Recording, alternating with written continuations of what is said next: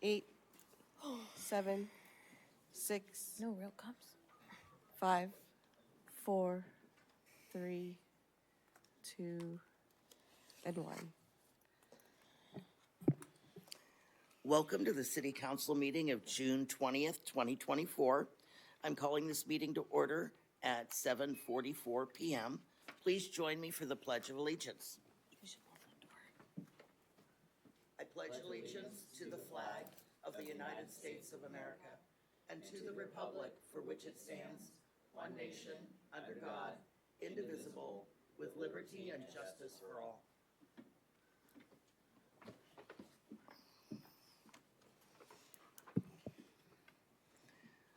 Roll call, please. Madam Mayor, there's no request under item A. Roll call will be Councilmember Davis, Here. Councilmember Lentz, Here. Councilmember Mackin, Here. and Mayor O'Connell. Here. Councilmember Cunningham is absent. Can we fix the tremendous echo? It's the door, I think.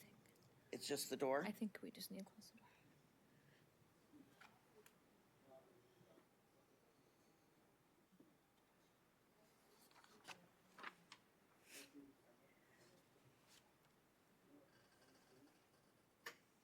Cool.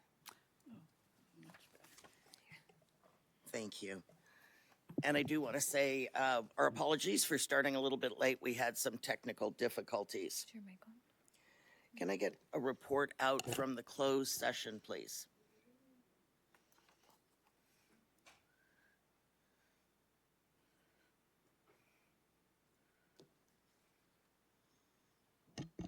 Mayor, we're having a little trouble hearing you. The city attorney may not have heard that. Can I get a report out from closed session?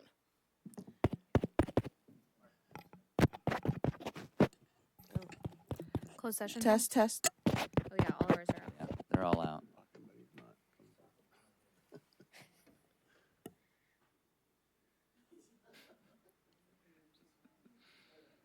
Where is our ASL person when we need it? Yeah, right? We need an interpreter. Check, check. Are they back on? Great.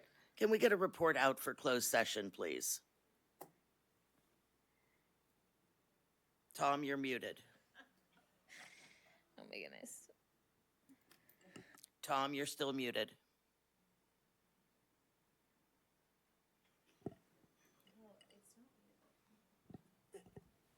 Mayor, maybe I can just fill in. Okay, yes, if you could, please.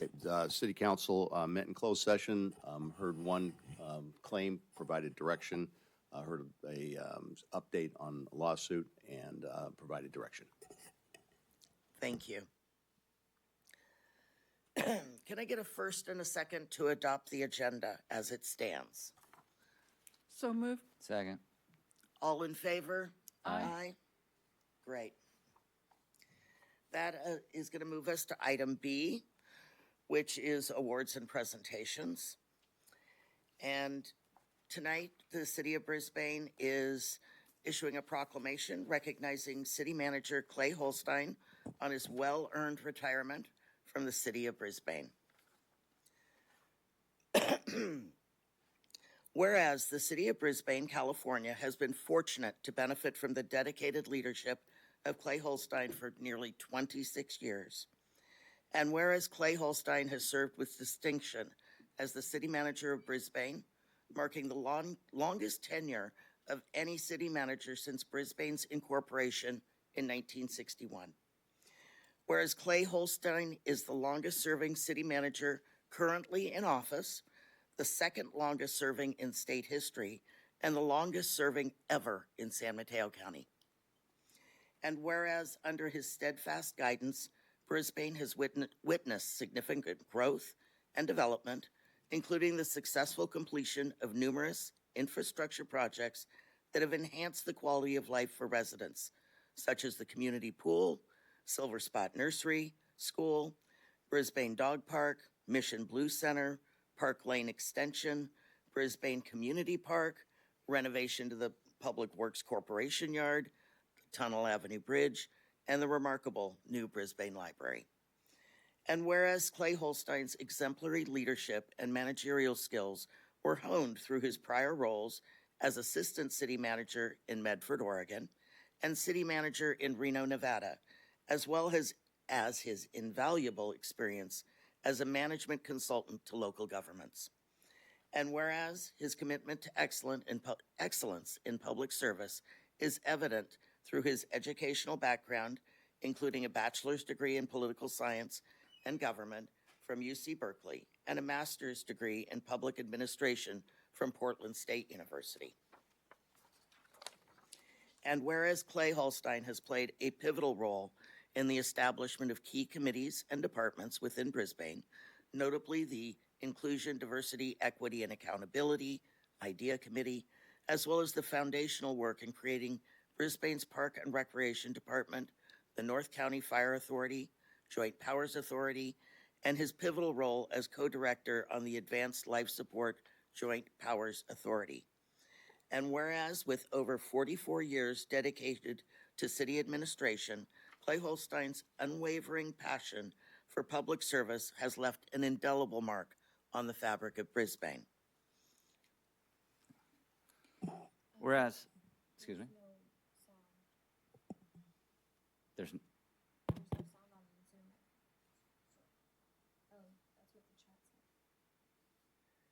Okay.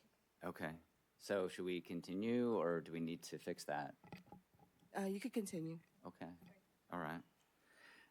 Whereas Clay's door was always open to explore new ideas and work on strategies for dealing with complex issues. He took a team approach to help guide the council to create the policies that have made Brisbane a wonderful place to live and work.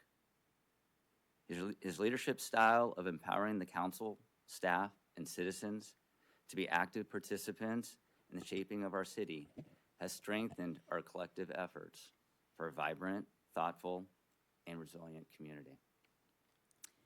Whereas Clay Holstein has represented Brisbane with dignity, foresight, honor, and championing our cause, we are beyond eternally grateful. But with consideration to the number of contentious situations Clay confronted on a daily basis, we give reverence to his unflappable, calm demeanor and ability to diffuse situations with the admonition, "Let me get back to you on this." And where City Manager Holstein reserved his wry sense of humor for moments we least expected it, we proffer great admiration for his impeccable sense of timing. And whereas City Manager Holstein now ventures into a new realm, insulated from the chaos of city government, we urge Clay to remember that this is not the finish line. This is the starting line. We wish him calm, composure, and fulfillment of his lifelong dreams on his new life's journey with our deepest affection, best wishes, and gratitude. And whereas Clay Holstein's nearly 26 years of distinguished service as city manager brought forth a wealth of knowledge and a talent for negotiation that secured significant wins for Brisbane. Clay earned both the respect of friend and foe of the city of Brisbane and mastered one of the most difficult skills to attain, effective leadership. And whereas during his tenure, Clay fostered a collaborative culture within City Hall and cultivated a highly skilled and dedicated team. Never missing an opportunity to crack a joke, Clay cut the tension in even the most high-stakes meetings with his sense of humor. His approachable demeanor and inspiring leadership have recentered councils and helped them develop greater collaboration to accomplish their goals. And whereas Clay has always shown calm leadership as his style, this worked as a much-needed steady rudder, steering us all through some very rough waters and times. And whereas his thoughtful approach to every situation instilled much confidence in his staff and all the city councils that he worked with, and whereas Clay led with integrity at all times, he showed his colleagues that the style of leadership is how to get things done the right way the first time around. He leaves very big shoes to fill. And now, therefore, I, Terry O'Connell, Mayor of the City of Brisbane, along with the City Council, do hereby proclaim our heartfelt gratitude and appreciation for Clay. For his nearly 26 years of exemplary service as city manager, we commend his tireless dedication, visionary leadership, and unwavering commitment to the betterment of our community. Congratulations.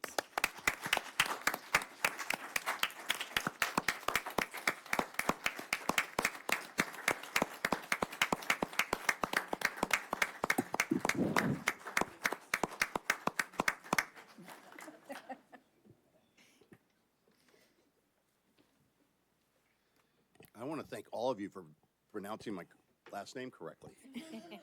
That Woohoo. doesn't happen all the time. It took us 26 years. It did. Clay, would you like to join us up here for a moment?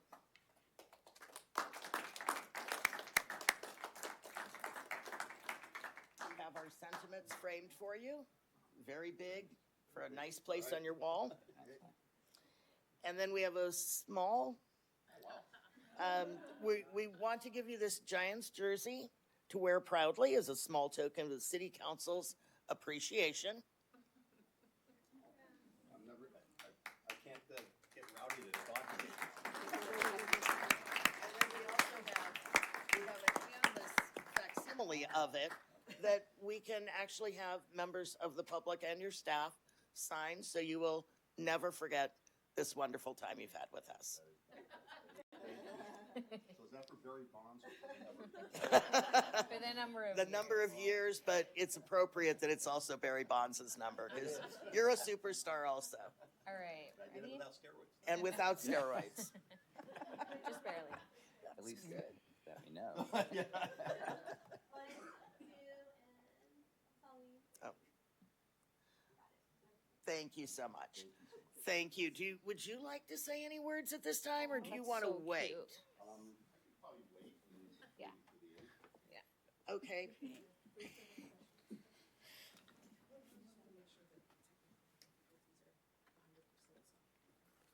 Okay, so we're going to break for refreshments before the public gets to speak? We need to break because we have some technical difficulties, so Zoom is not live. So we are going to start the refreshments and take a little break now.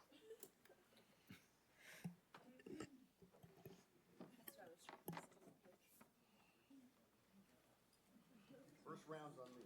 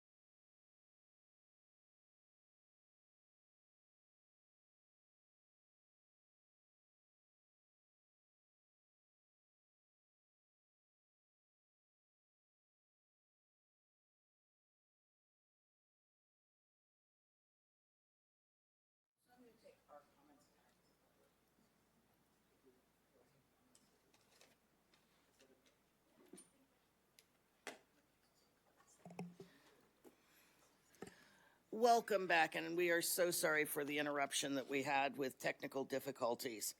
We're going to continue where we were, and we're going to move on to comments. And do we have Saul Miranda here? Please come up.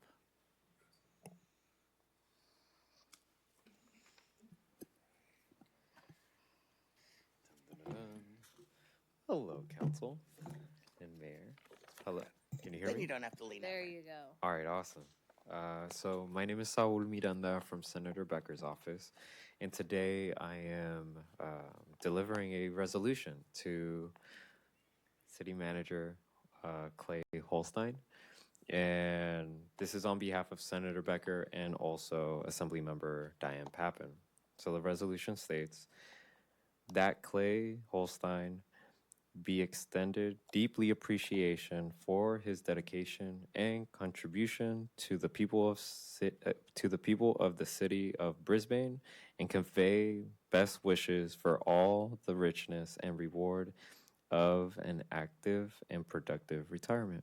So thank you so much for your service here in Brisbane. And I shared a little story with him earlier that when I took on this role here at with Senator Becker, he was one of the first people to have a conversation about cities and just kind of get more familiar with these areas, even though I'm native to the area of Bayshore specifically. But I really am grateful for the information that he shared with me about Brisbane, because that information still sticks with me today, and his guidance and his wisdom.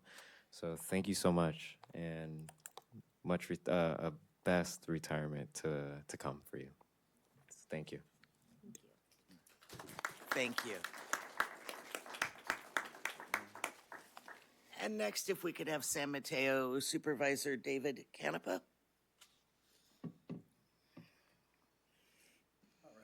Thank you so much. Thank you, Madam Mayor, and thank you to the council. I'm delighted to be here. It's a momentous occasion. Your service is unparalleled throughout the county, and what you've been able to do, and you think about it, I see a lot of former council members and present council members, is to really lead. Because all of us have, as elected officials, we're special people. And we all have different priorities. We have different ways to go about things. But a true city manager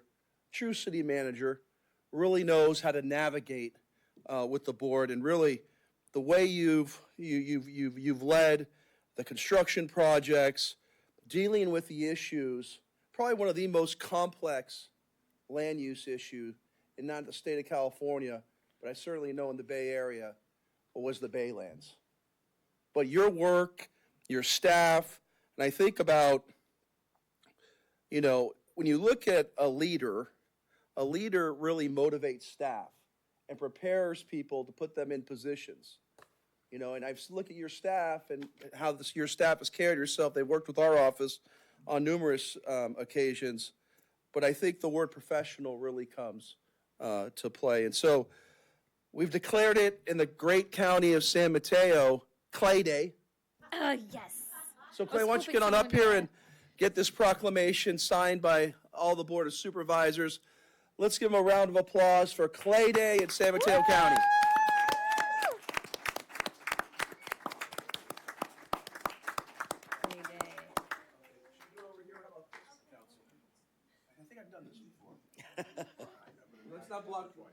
Let's not block the mayor. No, That's never a good idea. Do you want me to stand up? Yeah. No, just sit down and then I can get you guys seated. All right. Clay Day. 1, 2, 3. Okay, got it. Go. Out of order, but We won't tell anyone. Okay, 1, 2, and 3. Got it. There you go, man. We got a lot of blank wall space. Yeah. I know that we have one former council member that's standing by on phone to call in, or is he able to come in on Zoom now?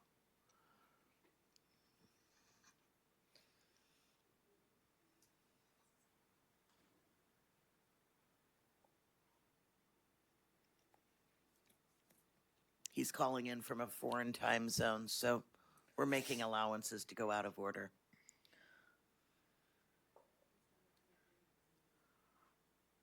Okay, well, hopefully he can notice that we're back on Zoom when the time comes. Great. So I'm going to move on to, I do have one slip from Stephanie Shakovsky. Would you like to come up and say something? Please. Good evening, Madam Mayor, honorable City Council members. My name is Stephanie Shakovsky. I'm head of government relations for the Baylands Project. I'm here tonight to pay tribute to your retiring and peerless city manager, Clay Holstine. There are 3 rules to being a great city manager, and unfortunately, no one knows what they are. But, but yet, Clay is a shining example of a really great city manager. And trust me, few things are harder to put up with than shining examples. And while I have the microphone, for once here, and if the Right and Honorable City Council will indulge me, I'd like to mention just a few highlights of Clay's 25 years of public service. Let me see if I can. So in 2008, Clay steered the city through the great financial crisis when the economy contracted and state support evaporated. Clay provided leadership, fiscal intelligence, and a steady hand at the help, guiding the city through those very perilous times.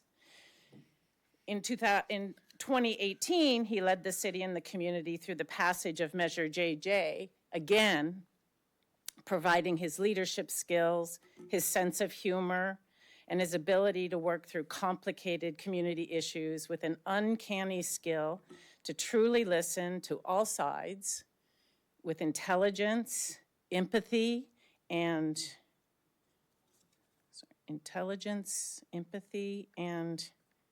sorry, Clay, I can't read your handwriting here.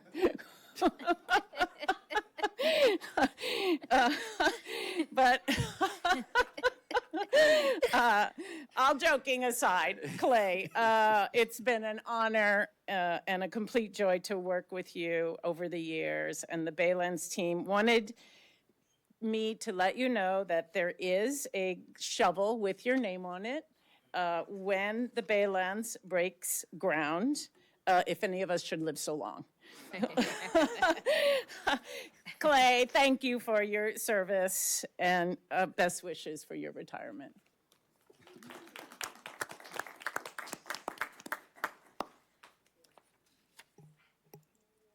Okay, I believe we do have a special member of the public.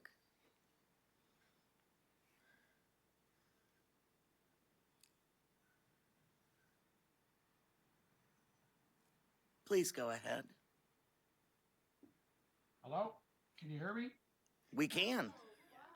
Oh, okay. Well, I don't see anything, but anyway, I would have loved to have been there, but obviously on a family vacation and won't be back until, I don't know when I get back. Carolyn's telling me to turn on my camera, but I don't see anywhere I could do that at. And well, hold on.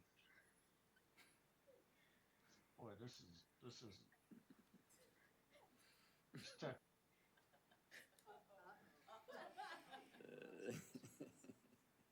All the kids must have gone to sleep already. Did we lose him?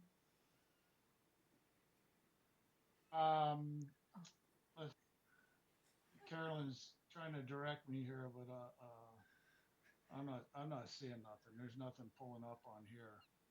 Oh, wait a minute. Here we go. Hold on. Okay. We've all had technical difficulties. Yay!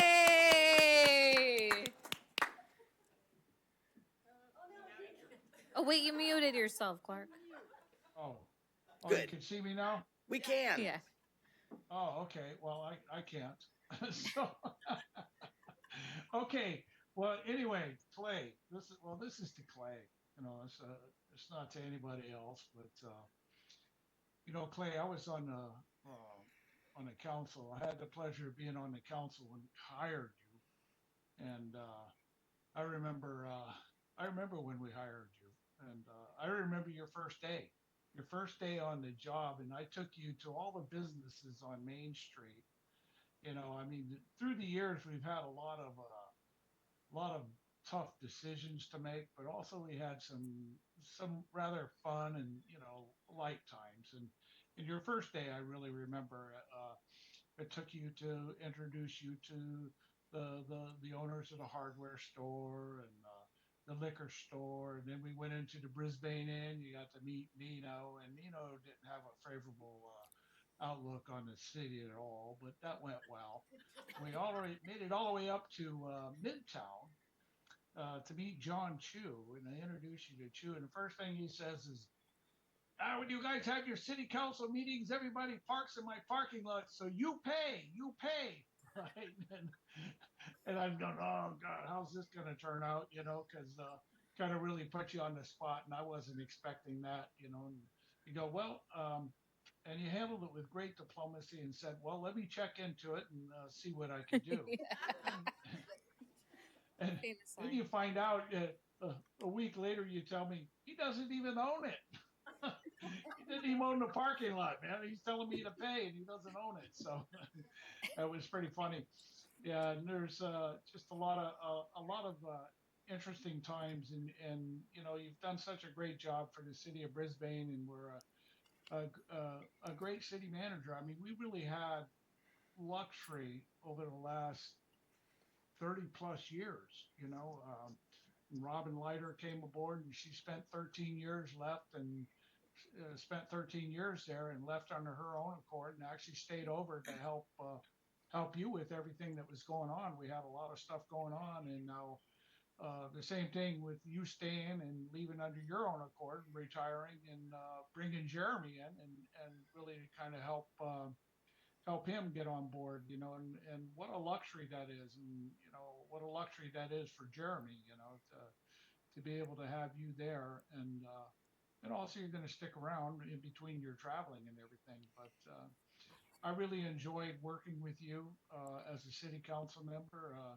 I think you and I worked together the longest out of everybody on the city council. I spent 23 years there, but I think probably had to be what, 15, 16, 17 years. I don't know. I'm not sure of what the count was, but I don't have that many fingers. But anyway, Clay, it was really a pleasure working with you, and I'll see you around. We'll stay in touch. You haven't heard much from me about sports because I'm the, well, I shouldn't. Let's see, how do I say this diplomatically? I mean, because I like to say it the way I say it, but I'm really a bad sports fan. I'm horrible, and I would send Clay text of all this, stuff that you can't really talk about in public or repeat in public. But anyway, you haven't had any of those texts for a long time because I've kind of swore off the sports because I'm just not a good fan. And so anyway, anyway, it was really a pleasure, working with you, and I'm glad I'm off the council. He loves to say that. I do because I tell people, well, don't you watch? And I go, no, I don't, and I don't miss it. I spent 3 years too long on the council, and there's a time sometimes when you have to leave, you should leave, and that's with any job. And congrats to you for sticking around as long as you did, because I know you probably wanted to leave a little bit before this. So, but thank you for sticking around and helping the council navigate the waters of bringing on a really good new city manager in Jeremy. And I hope if Jeremy's there, I hope that you stay and are able to retire here. So anyway, congrats and good luck in your travels. So I'll talk to you later. Take care. Thank you, Clark. So do we have any other members of the public in the audience that would like to speak who did not turn in a slip? I see Michelle Salmon has her hand raised.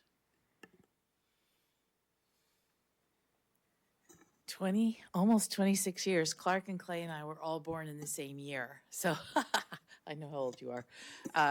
But I'm up here to congratulate Christina because she finally took City Manager Holstine from Clay Day to Play Day.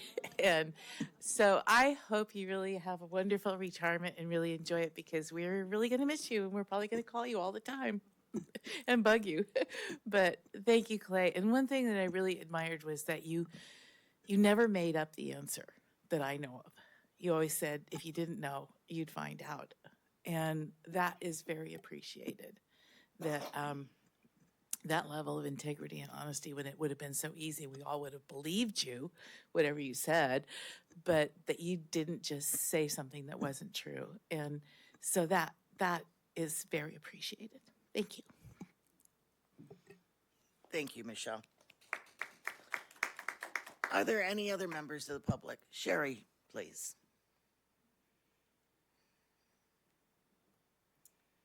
So I had to be here tonight because I was here on Clay's first night when he was here on his birthday, and Steve Waldo sang happy birthday at his first council meeting. And I'm so honored to have been there the first time, and I'm sad that he's retiring, but I'm happy for Christina. Anyways, I've worked for several city managers in the last few years in my 8 years in Orinda, and at least 4 and a couple before that. So it is not easy to find somebody who's as great as Clay is. And while I was here, I highly respected him. I learned so much from him, and he was a lot of fun to work with. And I'll never forget all of our Giants games that we all went to together, and our staff meetings where we sat around we got a lot of work done and to figure out what's going on the next city council agenda, but we laughed. And it really is so important how the people here have stayed for so many years. That's a testament to a great city manager. So anyways, good luck, Clay, with your next journey in life. And he'll always be a dear friend to me. So thank you. Any other members of the public? Lee Panza.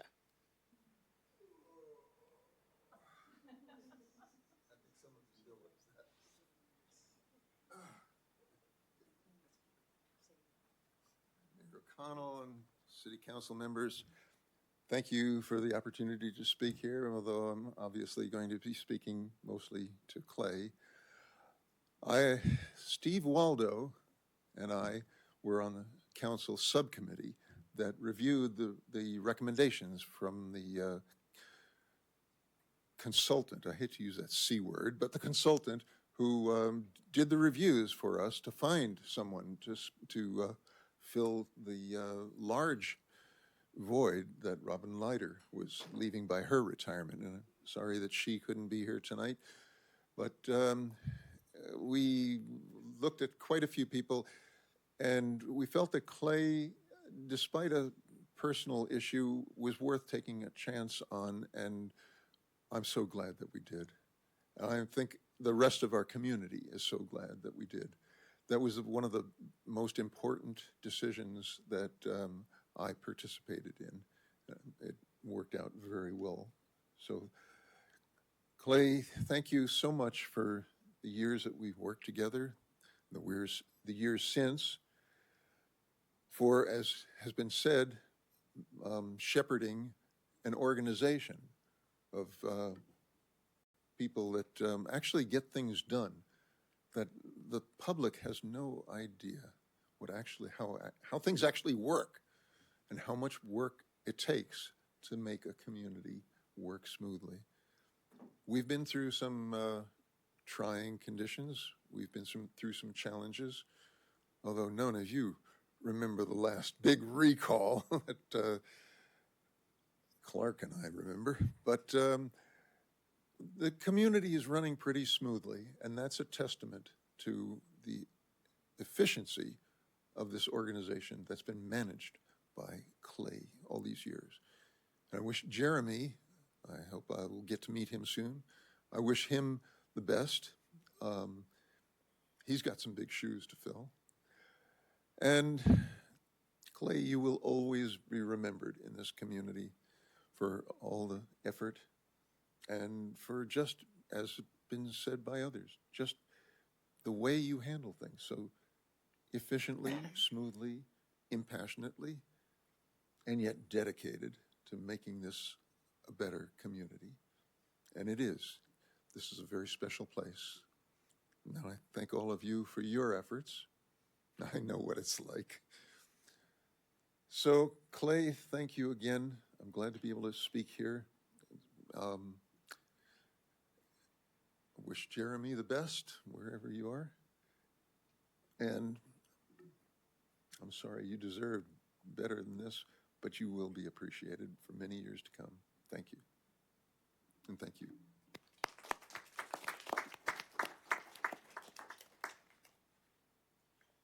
Mitch, please come on up.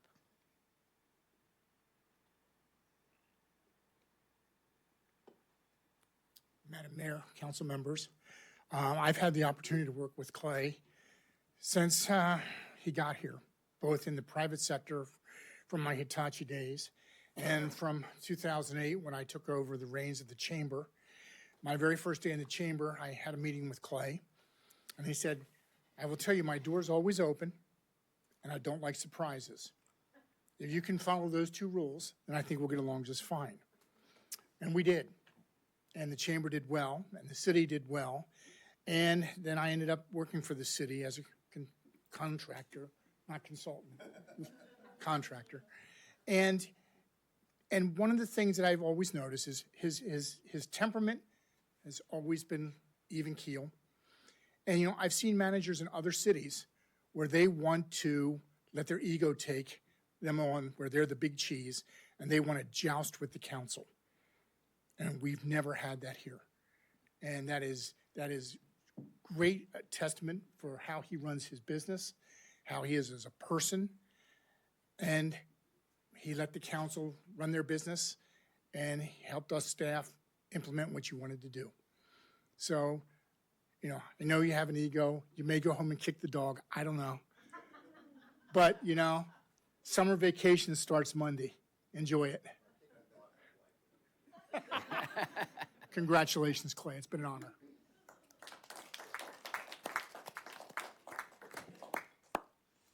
Any other members of the public who'd like to say something? Seeing none in the audience, do we have anyone else online that would like to say something?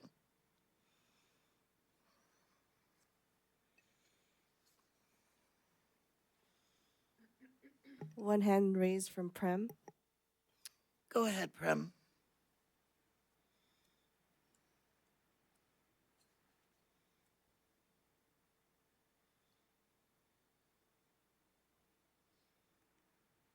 Okay, I'm not sure I can turn on the video for this, but even if that's not the case, that's perfectly fine. Clay, I just wanted to say thanks for all the work that you've done. When I got here to Brisbane, you were still a relative newbie at approximately 3 or 4 years. And, you know, with more than 25 years, a quarter of a century, you've been here in Brisbane, keeping the wheels turning. And I think you've done a great job. And I wish you the best of luck over the next years and to enjoy your retirement. So that's pretty much what I want to say. Thanks a lot for all that you've done for Brisbane. Thank you. I'd like to do a comment, public comment. For Clay's last council meeting, I'd like to make my first public comment at a city council meeting.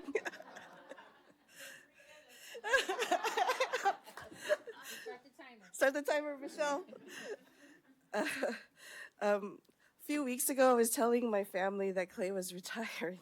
Oh my gosh. No, you need Jeez. I was telling my family at breakfast that Clay was retiring, and my daughter Amanda, she's 9, she's like, "Why is Clay retiring? He is so young." And I was like, "What are you talking about? Clay's been working there since for 25 years." And she's like, "Oh, I thought you meant Clay Thompson."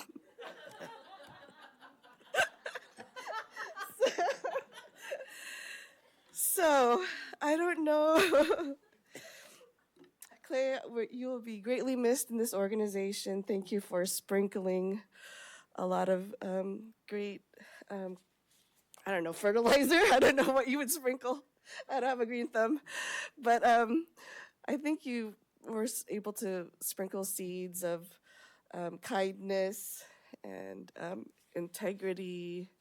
And we hope to keep some of those aspects alive, you know, despite you not being here in the organization. So I don't know what Clay Thompson is doing next season, but I hope what you're going to be doing is just enjoying wonderful times with your friends and family and loved ones. Thank you.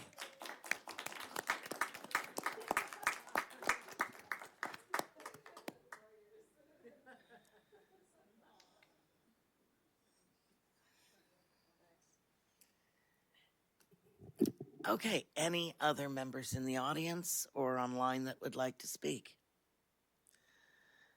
Seeing no takers, I'm going to ask if there's any closing comments from, or not closing comments, but additional comments from the council members.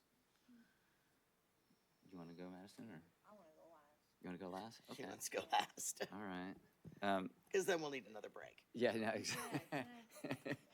Well, first of all, I just want to thank Lee and Clark and the other council members that had the faith to hire Clay, because they put in motion these next 25 years with Clay at the helm of our city.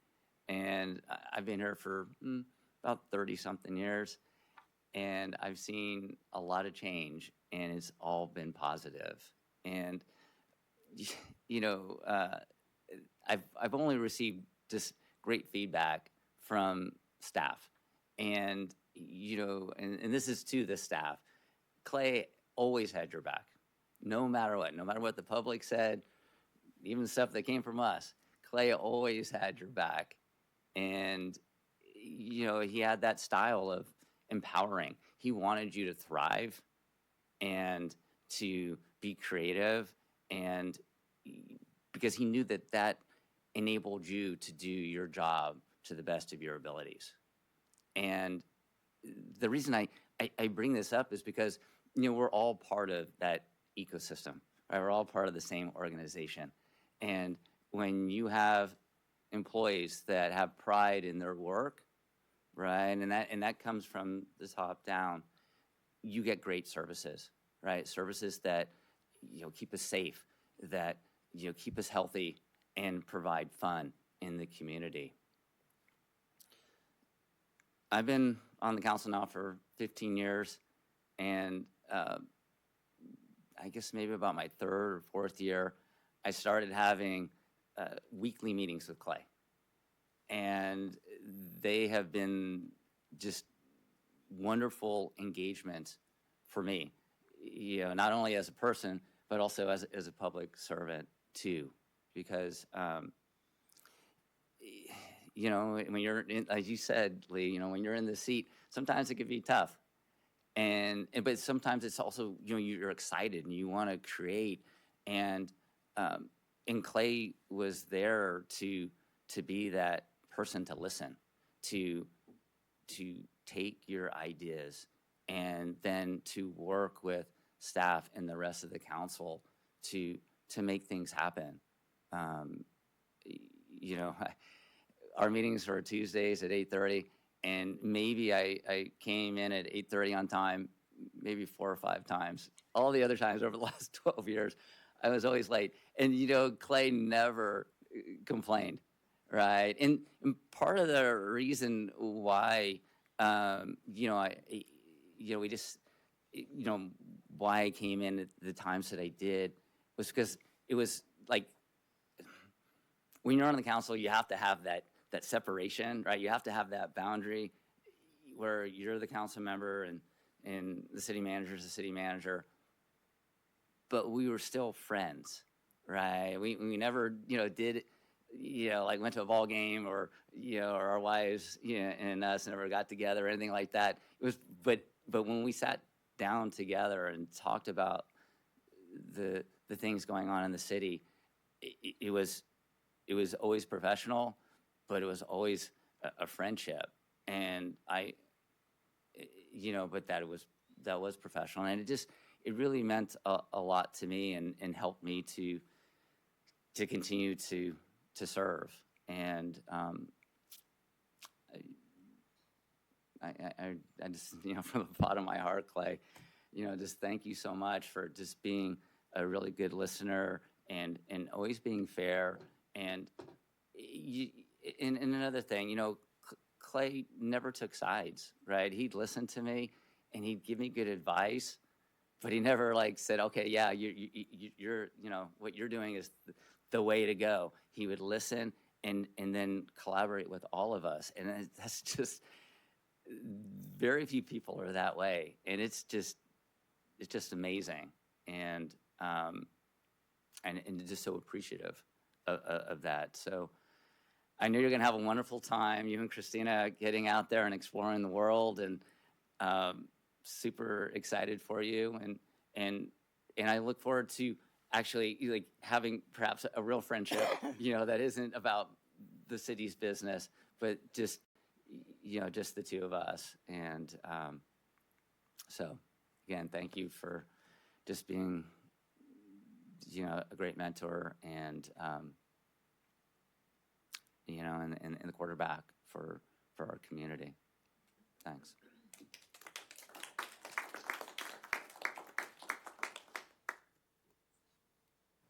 I guess it's my turn. I'm usually wordy, so I'm going to try to be a little brief today. I think everyone has said so much, it's hard to add to that. But I would just add that, Clay, you have etched yourself in all of our minds and hearts, and every room in this building. You will never be forgotten.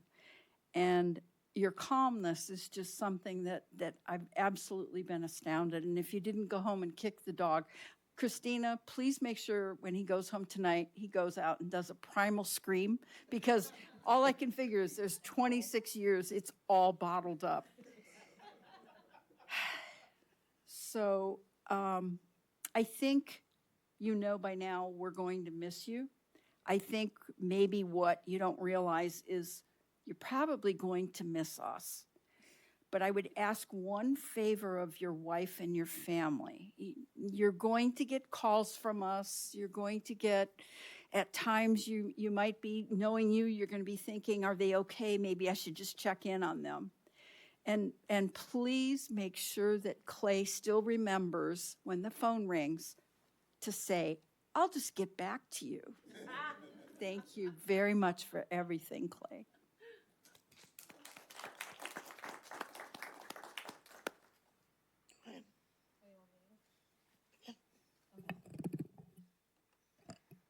So I'm going to preface this by saying that, under normal circumstances, I'm a crier. But in my third trimester, I'm really a crier. So we'll see. But you're just going to have to give me a little grace as the audience. It's truly difficult to fully express the incredible impact Clay Holstine has had on Brisbane and his exceptional performance as city manager. So I'm going to leave that task to my council colleagues, the public, and city staff. There's so much that has already been said, so instead I'd like to share a few personal stories that illuminate a different side of Clay that you might not know about. A vivid memory comes to mind. I was just 8 years old when I met Clay and his daughter at the park, picking up paint on fire hydrant restoration day. Little did I know, years later, Clay would have his own hydrant of honor outside City Hall, but I digress. This memory is more than just an introduction. It marked the beginning of a lifelong friendship with Clay's daughter, Caitlin. Katie and I formed a bond that has spanned over 25 years, making Clay an important part of my life since childhood.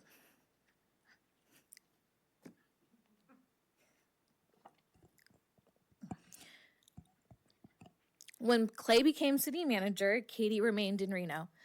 Yet every night at 5 p.m., a dedicated phone call ensured they stayed connected. Clay wasn't just checking in. He was actively involved, helping with homework and offering unwavering support. Every Friday, Clay would drive up to Reno, pick her up, and drive her back to Brisbane for the weekend before making the trip all over again on Sunday. And I did the math, and that's about 1,000 miles a weekend. 1,000 miles of driving for 48 hours or so with his daughter. To Clay, Katie was worth it. As she matured, Clay flew Katie to the Bay Area every weekend. Although living in separate states, he would not let the distance get in the way of his commitment to his daughter. This is just a small example of the depths of Clay's dedication as a father. Katie has always known how deeply her father has loved her, not because of what Clay has said, but because of what he has done. He was an outstanding city manager, unquestionably the best Brisbane has ever seen.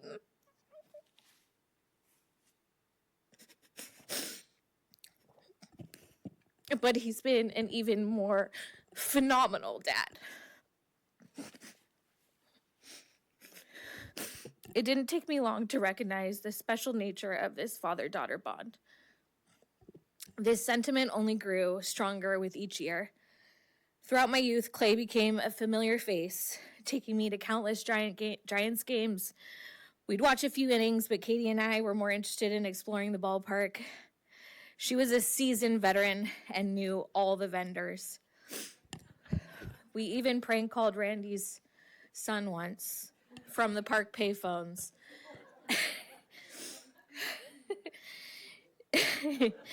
Katie's summer birthday meant pool parties at Clay's parents' house in Los Altos. And one year as a gift, she got the new Beyonce album, and we blasted it for what seemed like an eternity. And Clay never protested.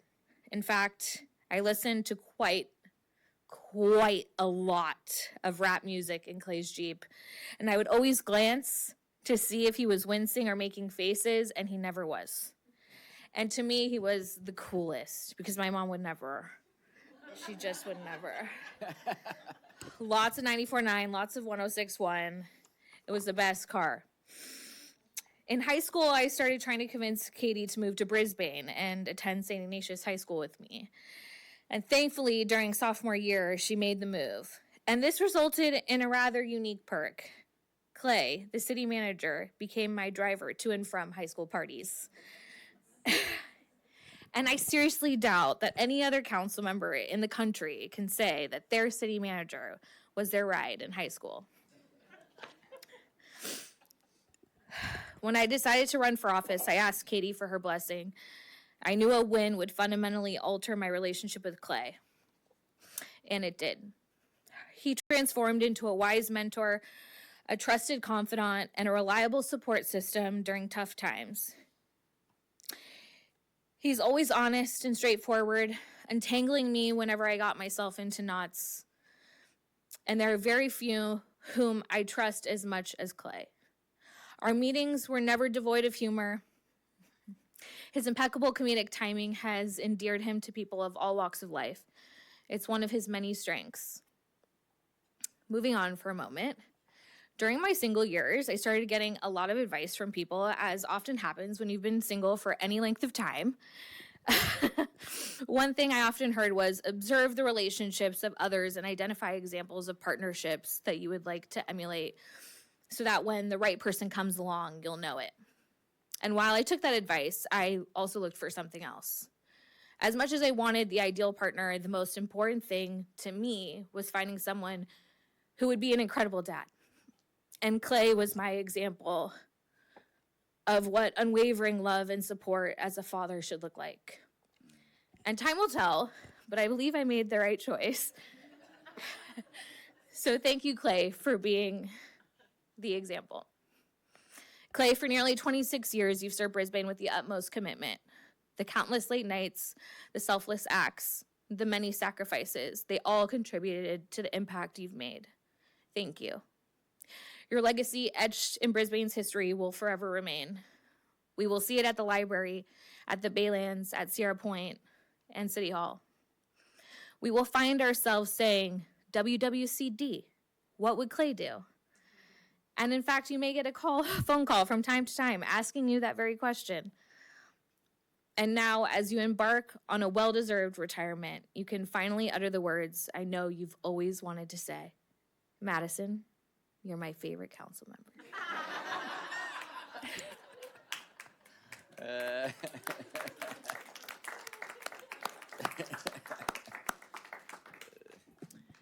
Well, I will say that there's no follow-up to that story. geez. So I just want to wish you all the best in your retirement, and thank you so much, and your family, for the sacrifices and the wonderful leadership you've given us. And so thank you.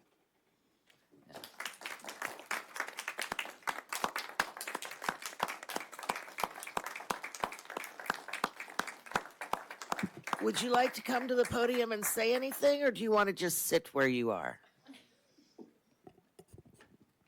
I've been relatively effective sitting here over the years, so I think I'll choose here. You know, at a time like this, you hear people say they're lost for words, or it's a surreal experience, and that's absolutely accurate from my experience.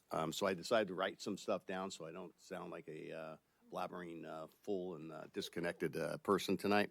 I first of all want to thank all the council and the members of the community, former council members, for the wonderful thoughts and comments tonight. The last couple months, going to various different meetings and being recognized for my time in Brisbane has been really heartwarming to me. It's not something that you really think about as you go through your career. You know, when you get towards the end and you feel the love and the appreciation, it's very heartfelt and very, very, very much appreciated. When I came to Brisbane, what most impressed me about the town was that it was a community that had elected leadership that was willing to take on difficult issues to the betterment of the community. Those issues ranged from things like the utility system and our rate structures to various development issues to a number of budgetary issues. The council never shied away from tackling those issues and working collaboratively with the staff. I much appreciated that because that wasn't always my experience prior to coming to Brisbane. Brisbane does not have a shoot the messenger mentality, and I appreciated that because I've seen that in other communities and how corrosive that can be to everybody that's involved. The other thing that impressed me about Brisbane was just how fiercely loyal the community members and the council members were to the town. How much they appreciated the town's history and were willing to fight for it. That was true 26 years ago. It's true today. I'd like to thank my family. Madison, you started me on this. Sorry. I'd like to thank my family, my wife, Christina, who we met here in Brisbane, my daughter, Katie, who came to me on this adventure,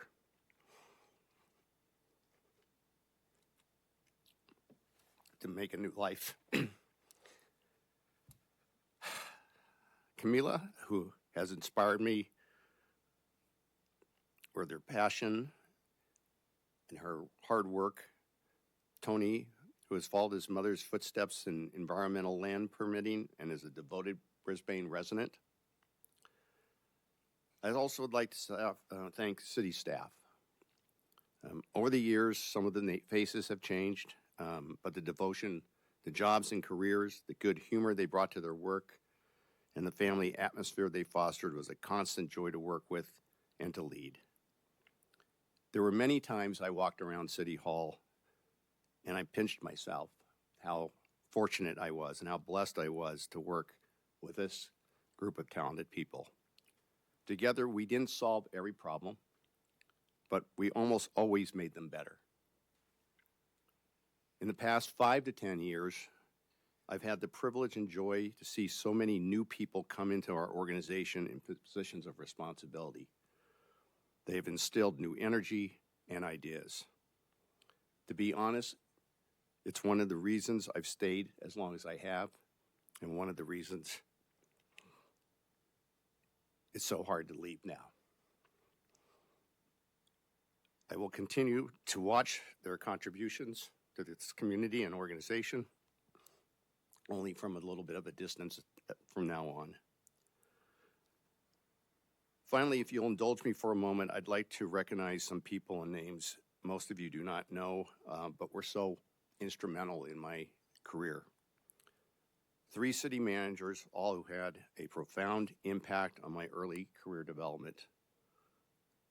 I truly would not be sitting here today if not for their influence, guidance, and mentorship.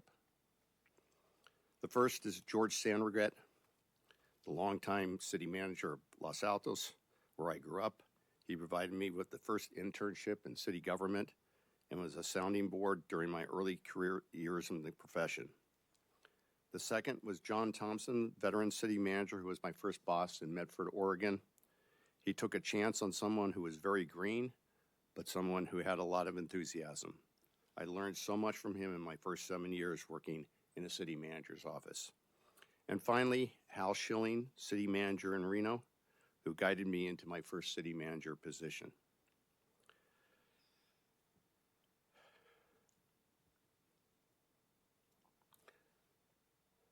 I would also like to take a moment to thank my mom and dad.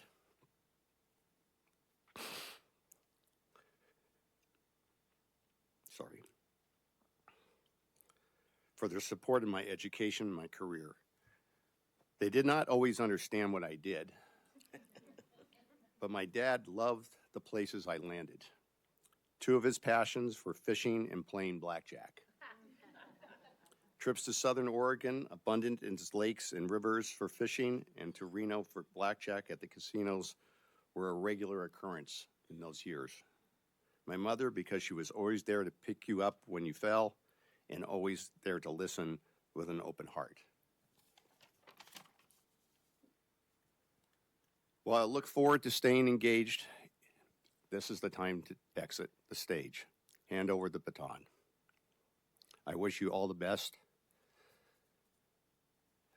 and Godspeed. Thank you.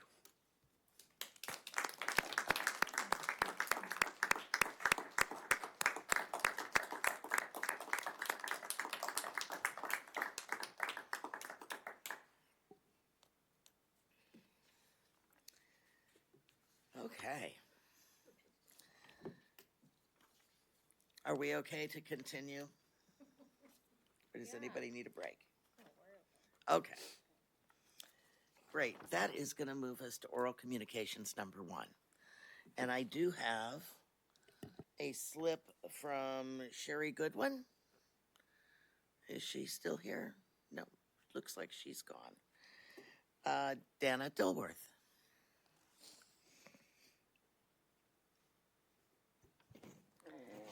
Thank you, Madam Mayor and council members. Okay. Not on the agenda. On June 6th, there were 2 items on the agenda that the public deserves to know about. They are rezoning measures for the Brisbane Acres and citywide rezoning for the entire town. You continued the matters to July 18th, but I don't see the continuation on the city's public notice boards, nothing on the blast, nothing on city's latest news. Yet, every landowner deserves to know. There were members of the public that asked for it to be removed from the agenda for several reasons. These letters were not mentioned in the public hearing, but they contain information to give pause as to whether you have considered the matters fully. I thank you for asking staff to prepare fact sheets. Could you also circulate the 10-point sheet provided by Catalysts, a statewide organization researching the facts of the new housing laws. You can't just keep updating and rezoning for housing while ignoring other elements of the general plan. You still have land use regulations, 14D, to establish height limits due to geology and typography, but gave a false reason for the 35-foot limit in the acres. And LU4 asks you to consider articulation, which you have not. This subdivision ordinance may create landlocked parcels, but there's no definition for non-conforming properties.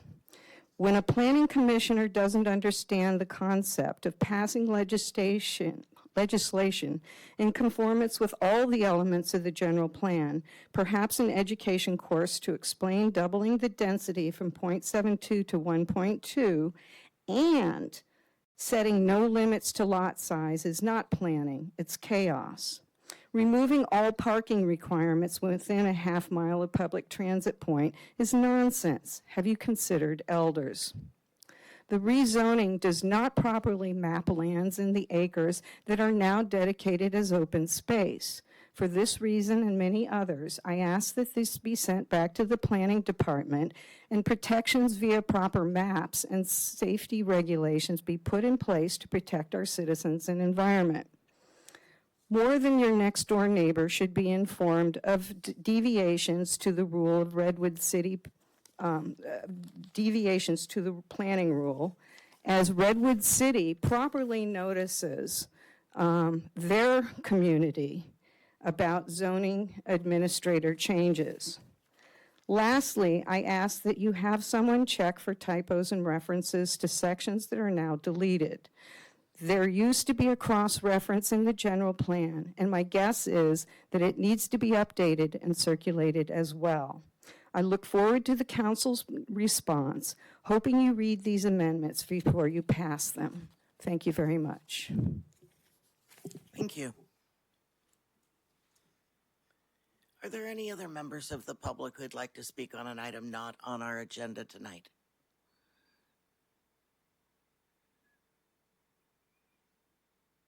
Oh, oh, okay. Seeing no hands raised, we'll move on to the consent. There's no members online. Okay, we'll move on to consent. Can I get an approval on items C through G? So moved. Second. Thank you. All in favor? Aye. Aye.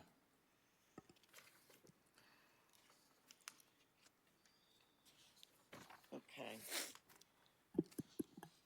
Are we ready to move on to item H, best practices?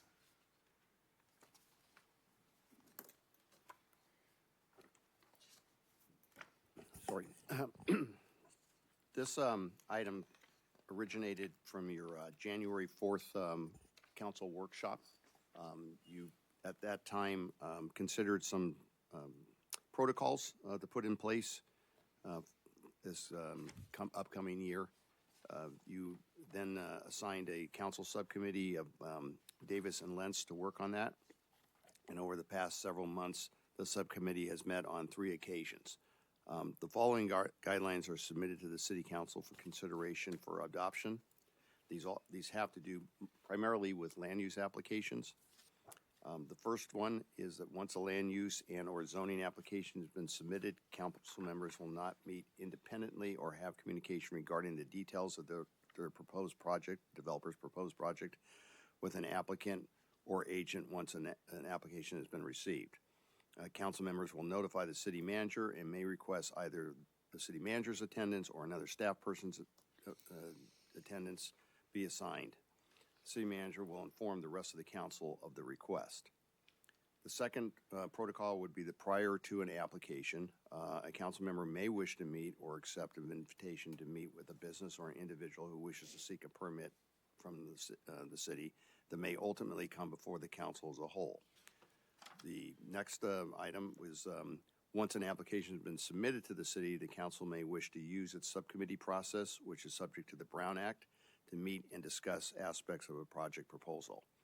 And then finally, All negotiations with applicants and/or agents are to be done through the city manager, who will use various staff, consultants, and/or legal resources to represent the city's interests.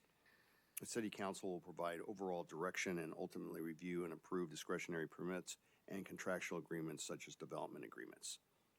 The subcommittee suggests that a resolution be drafted to memorialize this protocol and that each council member be requested to sign the resolution. As new council members are brought in, they will sign a document acknowledging and agreeing to these rules.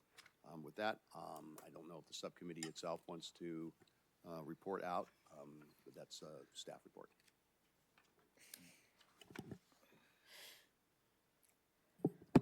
Does the subcommittee want to report out on this? And is there anything that you want to? I have a point to discuss, but I'll wait till we have public comment. Okay. And then we can discuss it. So I was under the impression that the subcommittee wasn't just going to look at best practices on meeting with applicants or potential applicants and, and the issues that could bring up, but more as protocols for the council in general, so that we have an idea of what is appropriate behavior from a council member and what is not. And I think that information is not in here, and maybe I was misunderstanding what we charged the subcommittee with. Madam Mayor, I actually have the same impression, but Okay. if I may at this time, I think that this is a start. It's a good start. I appreciate all the effort that our interim city manager Holstine has put into this, but we also have a new city manager who may have input from his point of view, and he's the one that will be taking over the helm and working on these things. So I think it's just unfortunate this is coming before us tonight, because we're also talking about drafting this as something that all the council would sign, and we have one council member absent.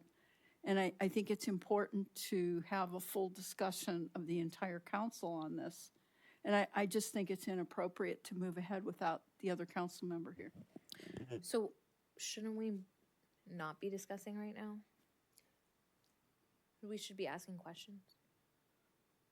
Well, mine was phrased as a question, and perhaps your question is being phrased, yours is being phrased as a question. Is it appropriate to move forward with this? Well, that's one thing, but also in that I was also surprised when this appeared, in that we saw this, it's referenced back to January, but I was expecting kind of a council guidelines or code of conduct or something of that nature, is what my impression was of what you had requested, Madam Mayor. So I'm just kind of flummoxed here. It's not what I thought.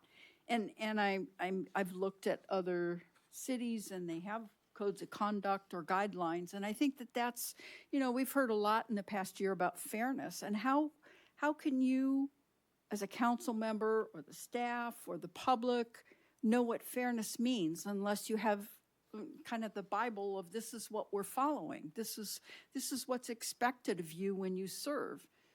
And I think that it's time Brisbane have a code of conduct, and that I'd like to see council members all be part of drafting what goes into that and be willing to sign that. So it's an affirmation that we all follow it. Okay. Are there any members of the public that would like to speak on this item? Michelle?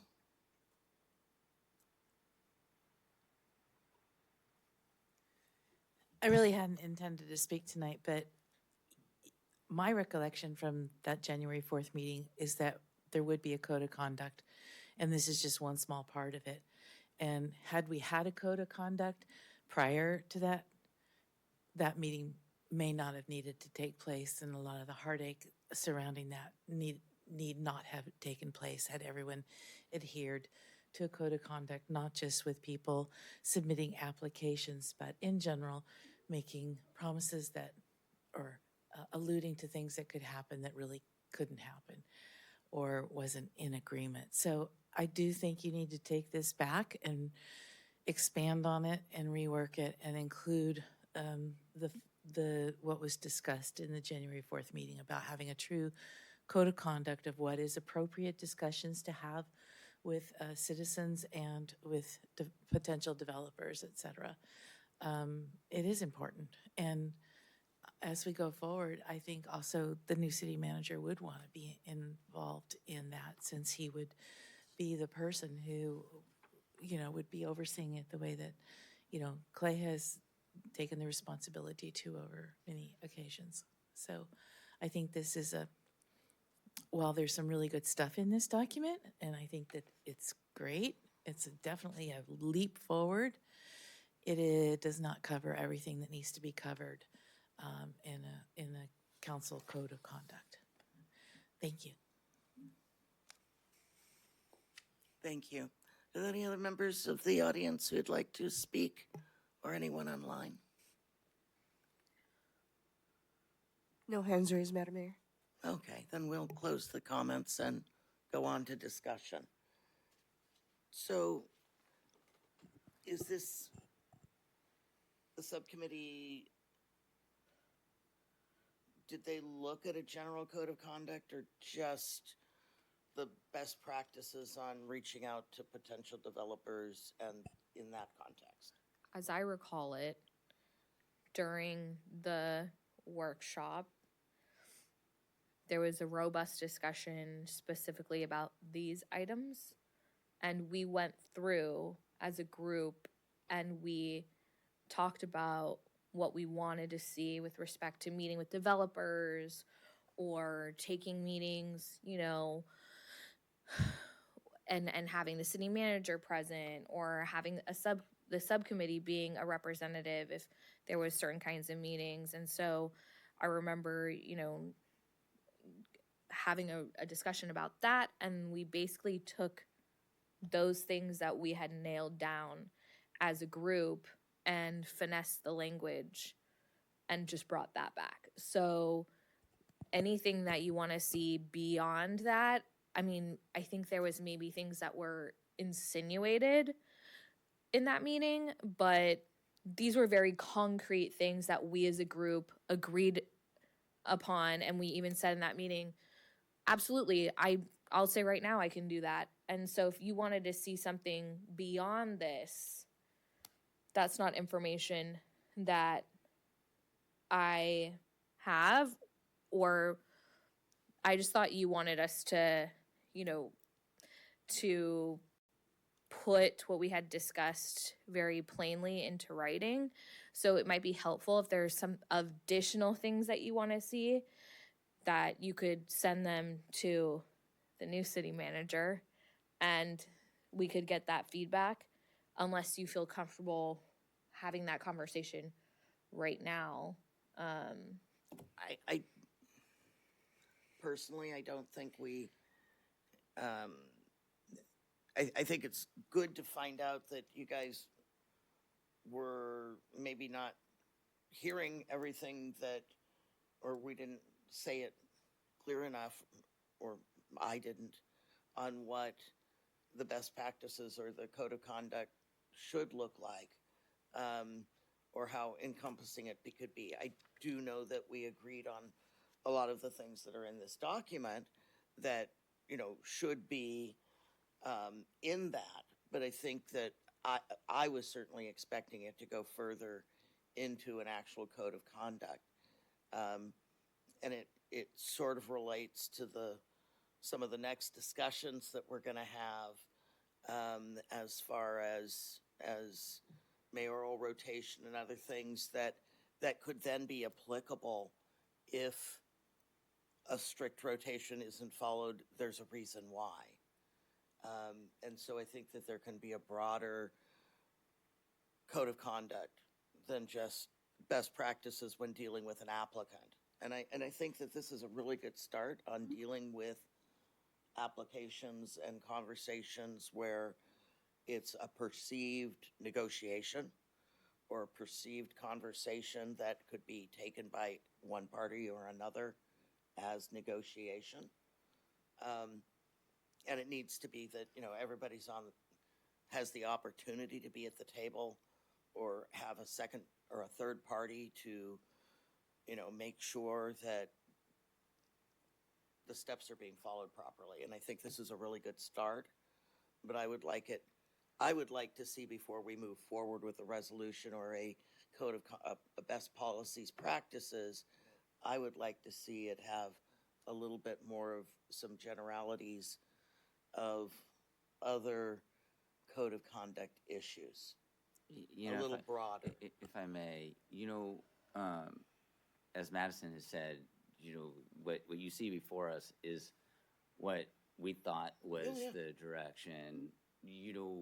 Stepping into these other areas, can be very subjective, and so I think if we're gonna add other things, it should probably be a workshop that the council has, so that every council member can express what they think is the code of conduct, because what your code of conduct might be different than mine, might be different than Colleen's, and so to say, hey, I think you're missing something here, go back to the subcommittee, it'd be like, okay, what does that mean? Right? Oh, I do understand that, and I do think that I think that certainly for a code of conduct to be effective and manageable, it would certainly need, some very specific language. You'd need to have HR involved.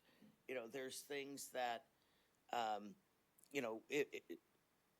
to say perhaps, it's, what if you're sanctioned by the fair political people, or you've, gotten arrested for a felony? I mean, there's things that could be considered code of conduct issues that can affect how you're perceived as a public official.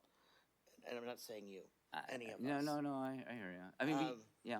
Mm-hmm. And so I think that, and again, part of it is coming back to other items that are further on our agenda, as to reasonings for having, and what are, if someone were to be sanctioned or to be, so I think there's more to it, but I do think that a workshop could be appropriate to I think iron it's out necessary. some of these things. Yeah, I mean, and because the thing is like that you could just like run the gambit, right? It's like, okay, here's my list of you were 100 items. You're jaywalking, and you're that here's my person. code of conduct, all right? And if any council member does this, then what are the ramifications, right? And so I think we also need to look at, okay, how has it been over the years and the decades, how the council has conducted its business.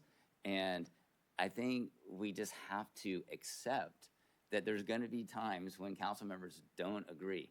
And we're all human, and there's going to be times when we're going to, raise the volume up, and we're going to, have a little, bout, and then the dust settles, the emotions calm down, and then we get back to doing the people's business. And I think, I think we need to really evaluate that, right?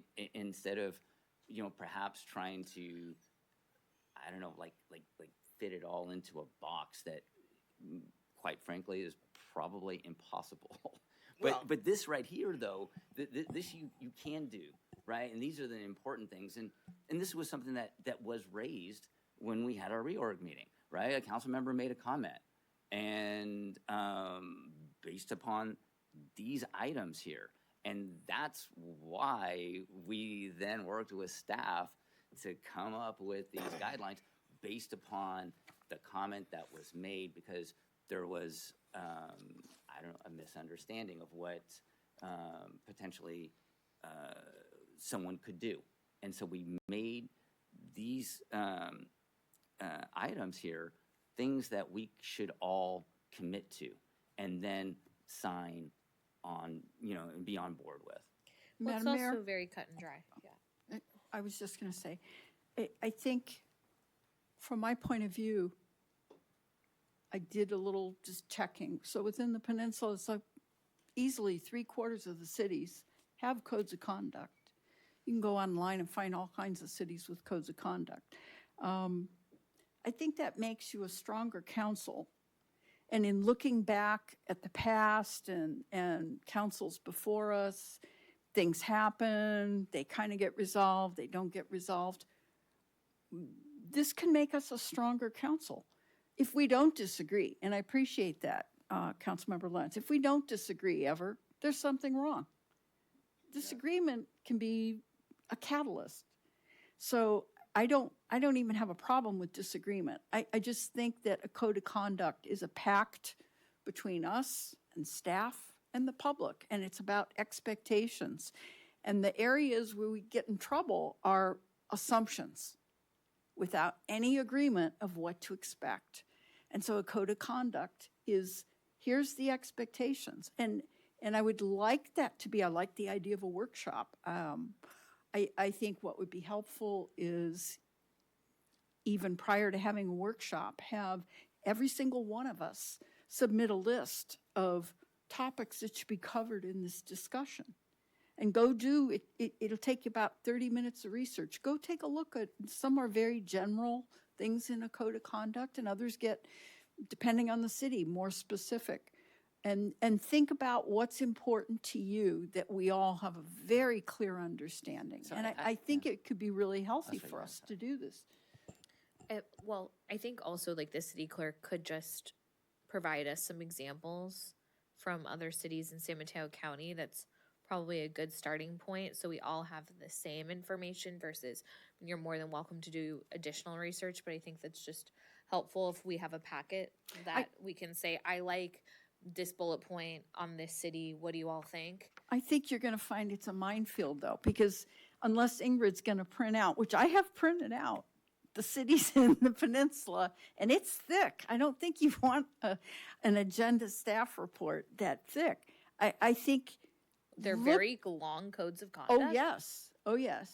Well, because it's in, there's many cities have council member, a packet for new council members and every year.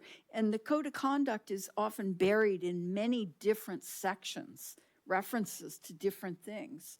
So in some cities, here's a code of conduct, and in others, it's referenced in many different sections. So I think as a start, just as a dialogue, for each of us to think about what might be topics. Do you want to add, Ingrid, can cities forward theirs to you? It's likely just a city council orientation book.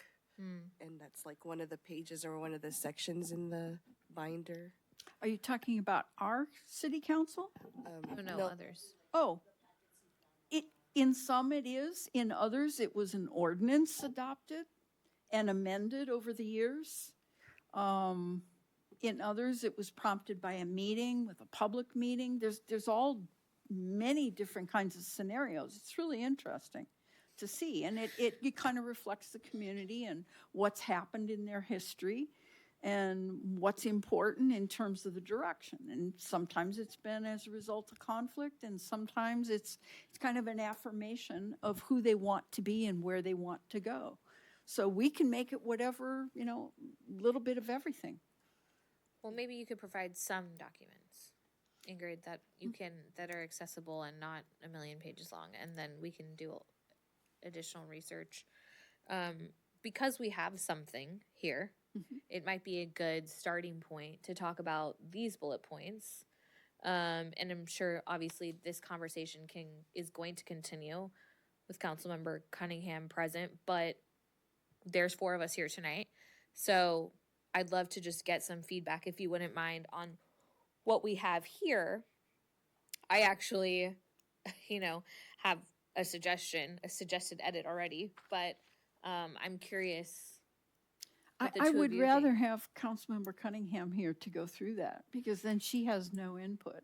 And I think it's important she be part of it. Well, she will have input because we're going to have a workshop. We're going to discuss all of these other items, and we're not going to sign anything unless it's like a completed document, right?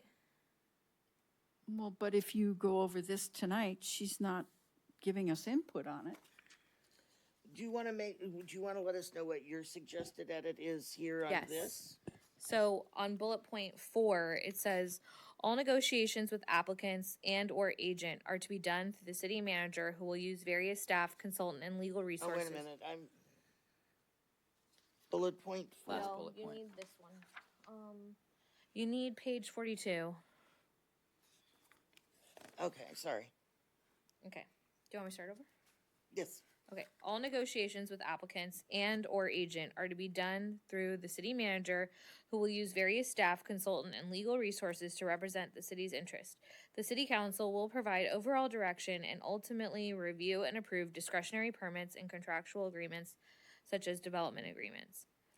And I just think, after thinking back about circumstances that we've had in the past, for example, the mayor pro tem, at the time, I think it was Clark and I, Yes, it was. we went and we met with Jerry Hill.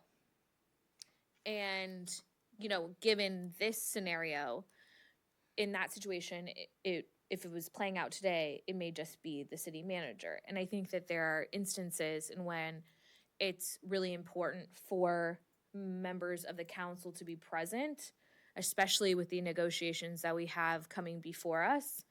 And I think that we could add some language and staff can finesse it. Something about unless the council decides that members of an appropriate subcommittee should be present, or mayor pro tem, or other council representatives, because I don't know that all of the negotiations should be left up to a city manager. I think we should build some flexibility in here that we have the discretion to have a seat at the table if we need. So I think that's a really good observation about a prior situation, but this is only dealing with applications before the city, not in that situation where you were going to have a meeting with a lawmaker to persuade somebody of something, because that was something that was directed by the city council for you to go do that. We weren't privy to your exact conversation, but this document is geared to all negotiations with applicants. Jerry Hill wasn't an applicant, so that wouldn't even be applied to this. Well, then maybe we need to adjust this language. I think we do. Applicants litigate. I mean, Karen had a meeting with High Speed Rail at one point, and she was there, with Boris and. Let's not go there. No, I'm just saying, Yeah. like, there have been meetings, there have been lots of different meetings that have occurred. And so I think that there's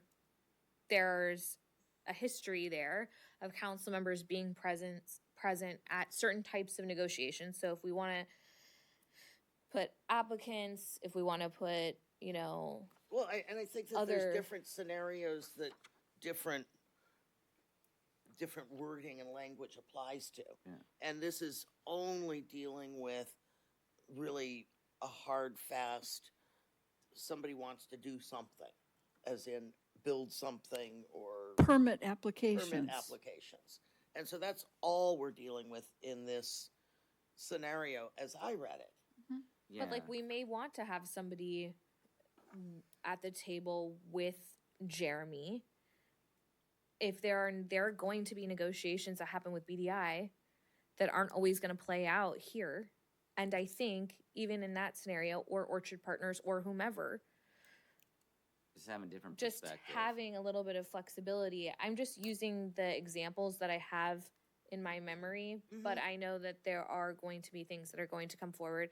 So I'm just suggesting maybe we can look at a little bit of flexibility in this language. Well, I agree, because, in this language, we should be talking about subcommittees and their roles. But after direction is given by the council Right. for someone to act on our behalf within a certain amount of leadway. Who's the representative? Who's the representative? Who's the correct person to be involved in these discussions? Right. And, we all can't be rogue people out there saying, I'm going to go have a one-on-one with some applicant. No, these would be with staff. And with staff, of Right. course. I mean, yeah, these are all the council But I think members. the language, we- does need to be finessed to cover more scenarios. For the application process itself, I think these are pretty good Okay. for a real application process. Well, But I'm sorry. some things do need to be adjusted. Yeah, there was a meeting that Karen and I had with the executive director of MTC and ABAG when staff was having issues with their staff in regards to the Bay Area 2050 plan.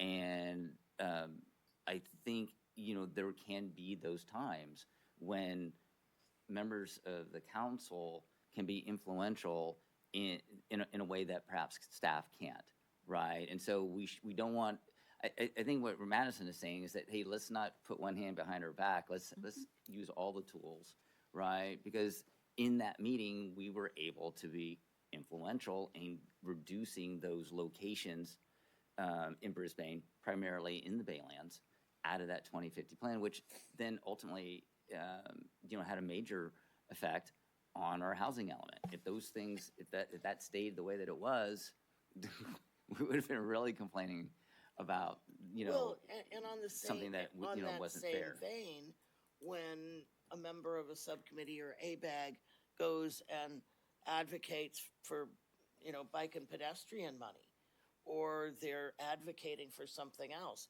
that's different than an application with a developer. And advocacy is something that is part of our role.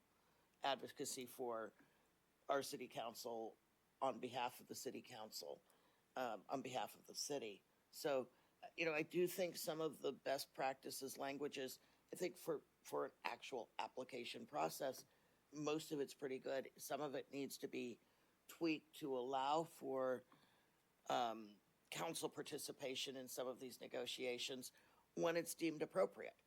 Yes. And that's going to be on a case-by-case basis. But, to put it into, best practices, which means whenever possible. Best practices doesn't mean that's always the way it is. Best practices is where you try to achieve that. It's what we consider the norm and what is supposed to happen. So because of that, so are we talking about two separate documents here, best practices versus code of conduct? I think some of the best practices should be in the code of conduct, that, you should not have a meeting with an application, with an applicant on your own, and, that would be considered rogue behavior. Could I make a suggestion?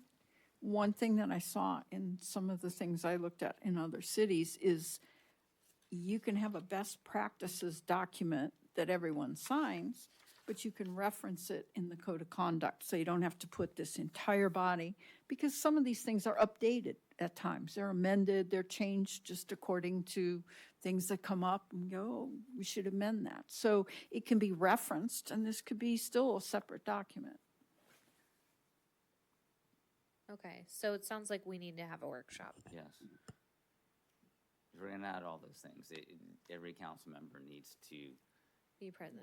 present and provide their perspective, because Well, and I think that Right. the first go around with a code of conduct, and maybe we're getting off track here because best practices, code of conduct are very different. I'm sort of looking at Tom to see if he's saying I can proceed with this. It shouldn't be something that's particular to us.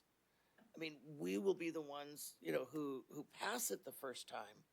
But in my hope, it's a living document that will be updated, and every subsequent person who sits at this dais will sign on this code of conduct. Yeah.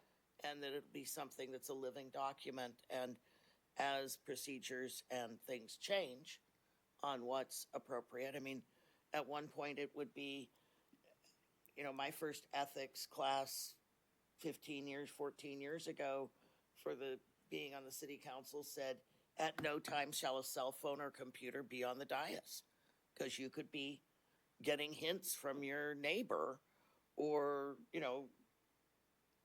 playing the lotto. And so it was best practice to never have a phone or a cell phone on the dais. And nowadays, half of us are doing it on our cell phone or Taking reading our notes on our documents on our cell phone or our computers, and we're not being accused of cheating. Sure. So things change. Well, I think you mentioned a really good thing. That we all have to go through the training, the ethics training, right? To me, if you want to put together a document, use that as your foundation. And can we agree to the things that are in the ethics training that we all have to do every couple of years? By law, we're supposed to abide by anyway. Well, we have to abide by Yeah. them. No, I'm saying so it's yeah. good to have something that you can refer to at any time. Well, there's some things 'Cause though it's nuanced that sometimes. aren't against the law, but they might be unethical, right? But they don't break the law, right? And so Or they're gray. right? And say we do the workshop, and you could have 3 council members say, "Hey, I really want this," and then you have 2 council members that say, "Well, that doesn't make sense. Well, why? I don't think we should be a part of that." But you have 3 council members that want it, so then that means that perhaps the other 2 have to go with that mindset that you think is important.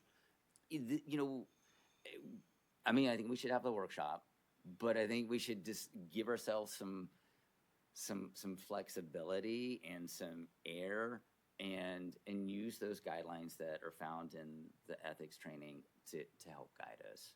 I agree. I think ethics play a big role in it, but I think some of it, and it's coming into the next agenda item, so I'm going to keep it for that. But Okay, let's do that. Can I add one thing? Sure. The Institute for Local Government has all kinds of suggestions about code of conduct. That's something that is another resource.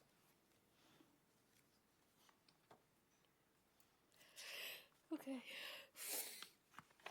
And as we all know now from watching what's happened in our own federal government, people who do bad things can still stay in government. Yeah, and a violation of the code of conduct is not going to get them out of government either. Not at that level, no. I mean, Yeah. That Well, would even take a in recall. this thing right here, right? I mean, we'll put forth those things, but Tom has already told us that, Somebody's this is- elected, they're elected. Exactly, right? So, but, signing it, I think keeps people, on the straight and Aware narrow. of what is the expectation from them. So we're going to send this back to you. We don't need to continue this item because it was just giving feedback to staff as far as what we're looking for and to the subcommittee. I think we've given them way more than they thought they were getting put on their plate, both staff and the subcommittee, and that we'll schedule a workshop at a future date and let the public know when that's going to be. I think this is an outstanding first opportunity for the new city manager. So. Exactly. Yes. Gonna have fun. Absolutely. Okay. Oh, that brings us to elections issues updates. We're going to start with a staff report. Thank you, Madam Mayor. So the Elections Subcommittee has met on several occasions, most recently on June 6th. There are 2 items that they want to bring to you tonight for consideration, and then a 3rd item that would be require additional study. The first item has to do with a directly elected mayor, or in the alternative, language around a rotation that could be handled either through a resolution of the city council or something that was referred to the voters, or some combination of the 2. The second item is the term limits The subcommittee came up with a proposal with regards to term limits, and I'll let them kind of walk you through that and what the reasoning was. The term limits is something that would be required to send to the voters. The timing of this is still, you could still meet the schedule to put this on the November 2024 election if you choose to, or you could continue to study it and put it on a future election. I think maybe it would make sense to stop there, have that discussion, and then we can discuss the district elections, which is really more of a work in progress at this point, and we can at least brief you on where we're at with that.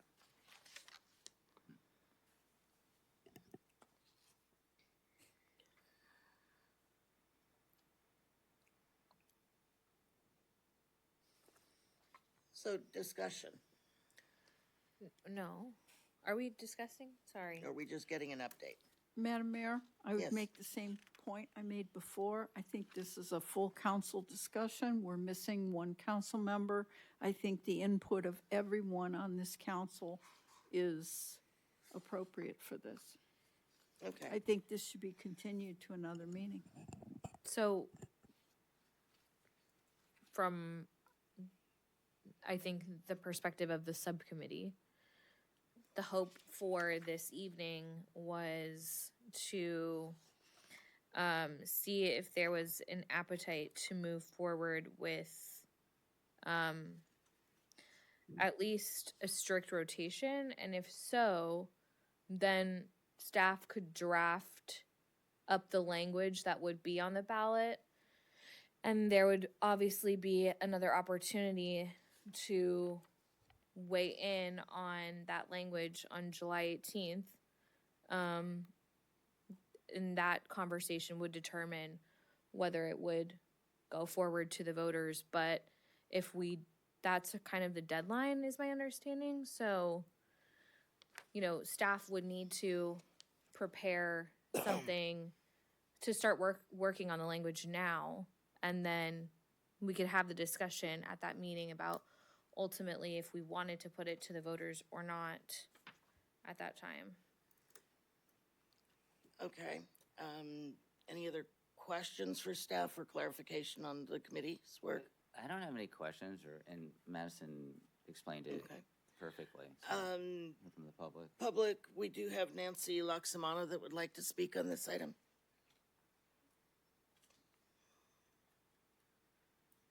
Good evening, and I know it's been a long night for you all. We came to you 5 months ago, 45 people that signed this letter, and we asked you to do pretty much 3 things: to research these 3 items with the city staff, discuss it within the city council, and have public input and discussion. And you've done that. We appreciate that. But you need to take it to the finish line here. And if it does mean just having the staff prepare it and have it ready for July 18th, it's perfectly understandable. But we really do not want to see any more delays. It's not delays that we don't think was warranted. We believe that there was good discussion here. But these 2 issues, both term limits and district elections, are sort of like a code of conduct for an election process. And the end voice is the public. We want the public to be able to have a voice in November on these 2 very important issues. It's pretty black and white. I think the subcommittee did a fabulous job in analyzing this. You want to tweak a word or here or there, talk about a different year, totally understand that. You're going to put the menu together that is best for the public to vote on. But we really would like to see you take it to the public vote in November. Thank you. Thank you. Are there any other members of the public who'd like to speak on this issue? Please come up.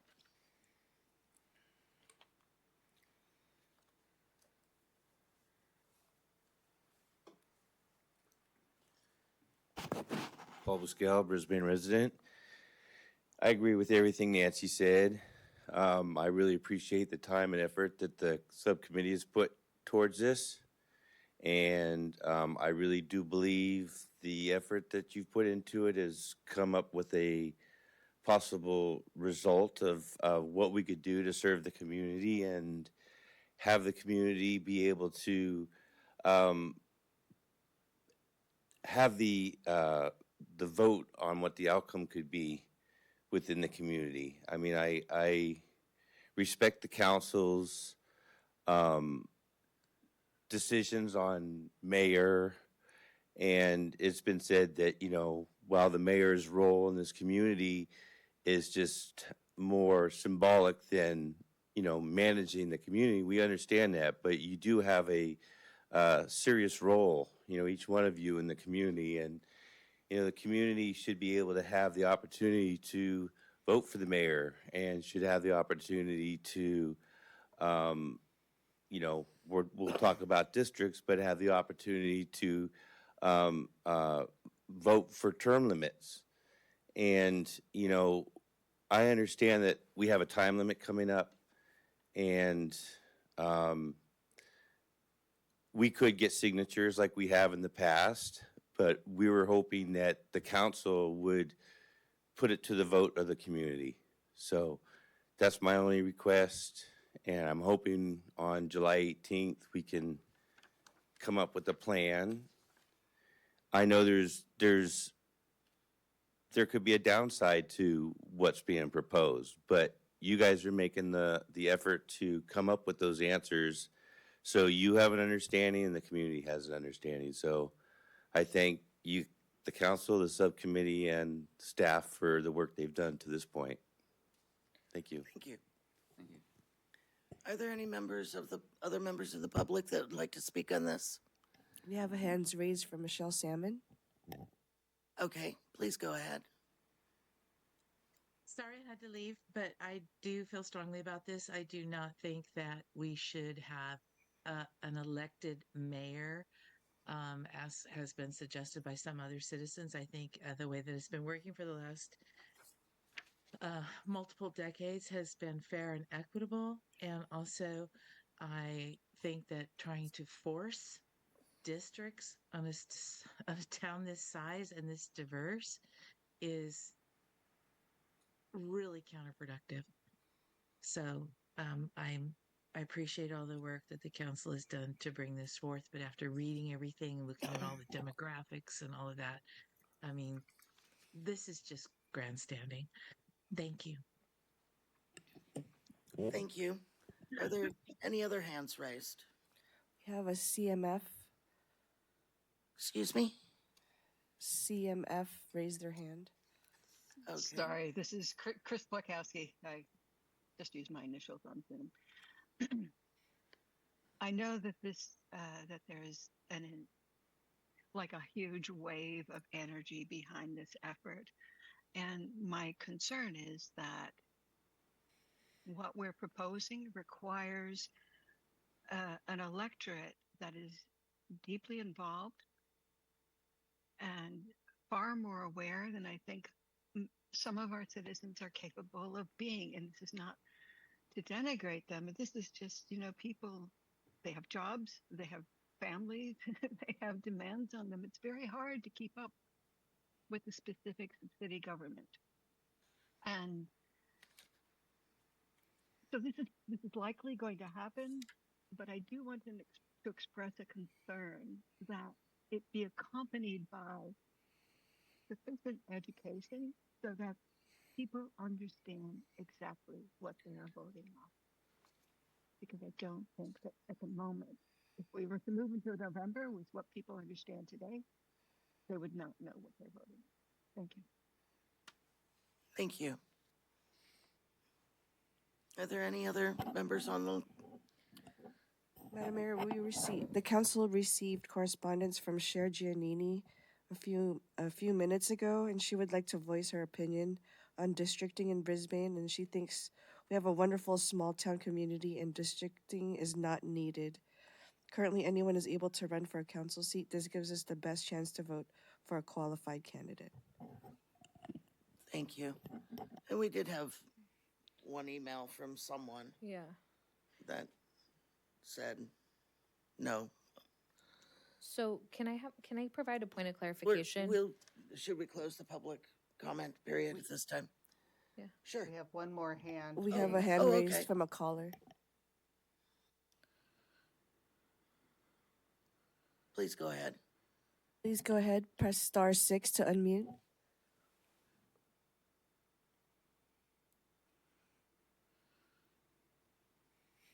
Hello, this is Diana, Brisbane resident. I would just encourage the council to set this aside for now. I agree with term limits, but I do think the districting and other things, we're a tiny community, and I think part of the mayoral rotation needs to be tied to the code of ethics. Thank you. Thank you.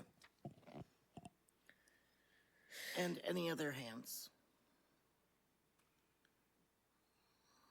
No further hand raised, Madam Mayor. Okay, great. Well, now we'll go ahead and close the public hearing. Public comments, I should say. You had a clarification you wanted to make? Yeah, I just think for the public, like, we're not really at this point looking to, we can't make districts happen by 2024 election. It's way off. There's a lot of work that needs to be done. There's a lot of meetings that need to be had. So that is not something that we could decide on tonight, even if we wanted to. By law, there's so much more we need to do for that. I think, so from the subcommittee, you know, with respect to mayoral rotation, the public has asked for directly elected mayor. And that would likely be a 2-year seat or a 4-year seat.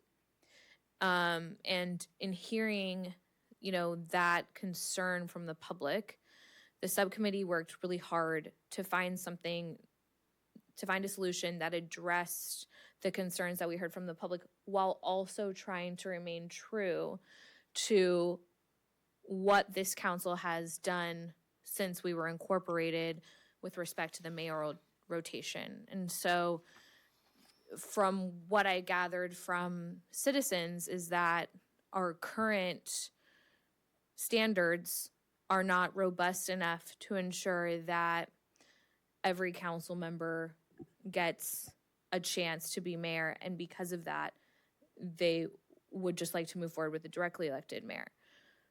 From the examples that we've seen from many other cities, there's a lot that can happen in that scenario when you have a directly elected mayor. So with a strict rotation that is voted on by the public, it ensures that every council member gets a turn. They know when their turn is coming, and there may be a council member that is mayor that you don't particularly like, but they're just mayor for 1 year. In other scenarios, you may have somebody who's elected for 2 years or 4 years, or if it was 2 4-year terms, you're looking at 8 years. And there's a lot more risk in that scenario. And so here is a way that I think we can satisfy the public, respect what they've asked of us, but also kind of stay true to our own traditions. I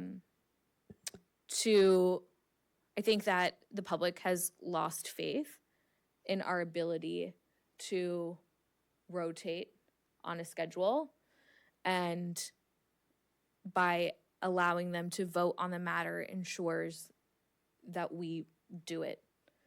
And so, again, we personally may get a council member that we're not super fond of, that's mayor, but that's just how the cookie crumbles.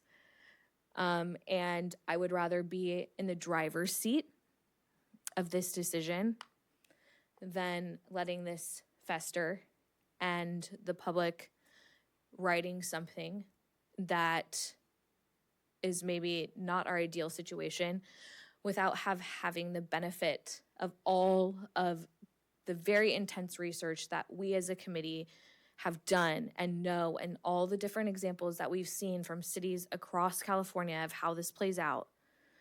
I think that it would make the process a lot less contentious.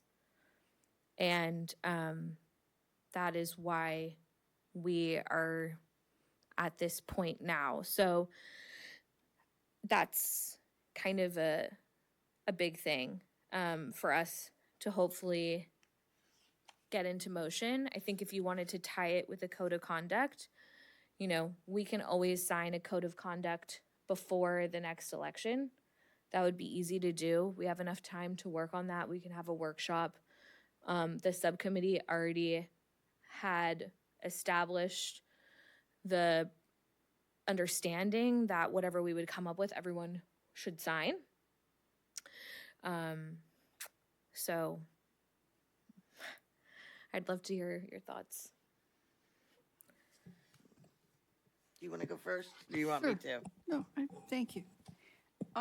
Every time I hear the public, I don't know who the public is, because I understand the proponents of these issues where you're coming from, and I don't necessarily disagree, but I also hear from a lot of members of the public, since this has come up, where they either are completely flummoxed and don't understand, or they say, why are we changing it?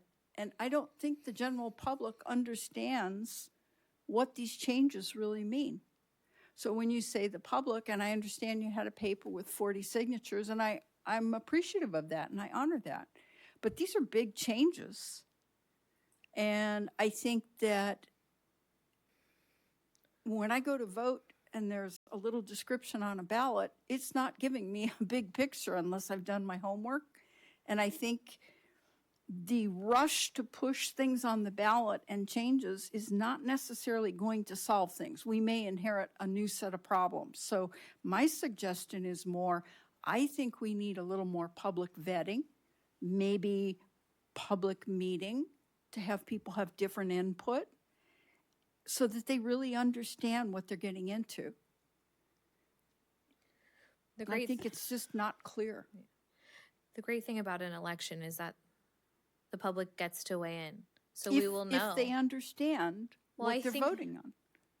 And I've had questions coming back to me from other members of the public going, I don't get this. I don't understand it. Why is this important now? And it's not clear. And some people who think they understood, then they've told me things and I've said, that's not how it works. So to some people, it's not complex. To others, it is. And I think when you make these big changes, it needs to be very clear. We don't make these changes all the time. This has never even been proposed. I think we need to do a good, thorough vetting job. And at the point that's done, we'll know what the sentiment is, and we'll know how to present this so people understand it. I just think like you could make that argument for anything. Measure JJ was very complex, so complex. I mean, it's going to determine the way that our city is built out for the next 2 decades. Kinder Morgan tax measure, that's complex. We're talking about racks over the barrel.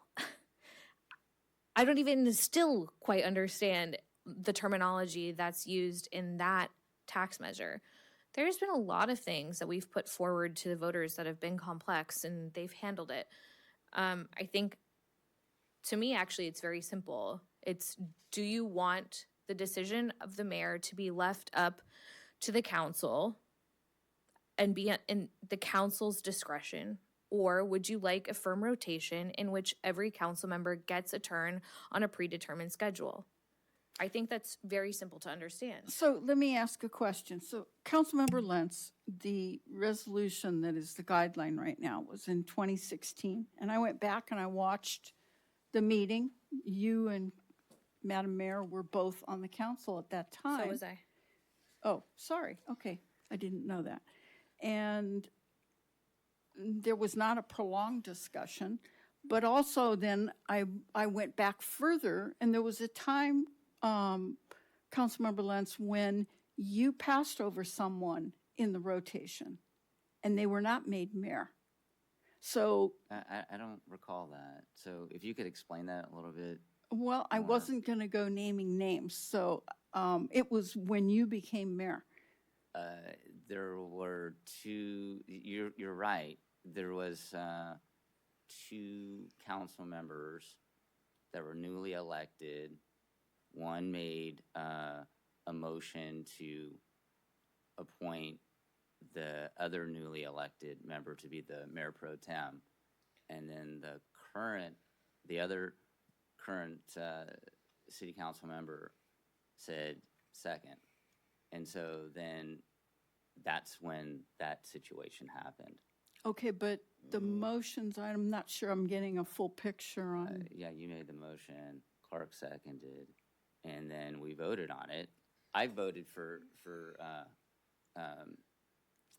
Seppi because I felt it was appropriate because she was in line. But that's, it was the vote of the council. That's after that meeting. That's when we had the, the public meeting, but in the conference. Okay. Yeah. So previous council had a situation where they did not adhere to what was at that time not locked in stone. It was just kind of, well, we have a rotation of such. And what I watched of the 2016 resolution seemed really pretty fair, the way you put that together and you signed it. And I think that there are situations maybe where a council needs to have the discretion to make a decision. And that's where I think a code of ethics becomes the cornerstone of how those decisions are made, by that code of ethics. And I think that's maybe what's lacking, is that if we have the same resolution that was put in 2016, but we had a code of ethics that gave the guidelines that we all agreed to, or how is this decision made? Very clearly, how do we approach this? So I think it kind of comes back to what Madison just said. Do you want the council to have the discretion of choosing the mayor, or do you want the public to have that?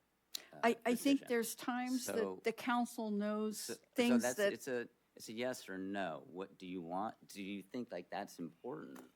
Should we have the public be the final decider in that? And what's laid out here, as Madison has said, gives everyone the opportunity. Everyone is voted by the public, right? We shouldn't be sitting here and second guessing the people who vote us into office. I don't think we're doing that.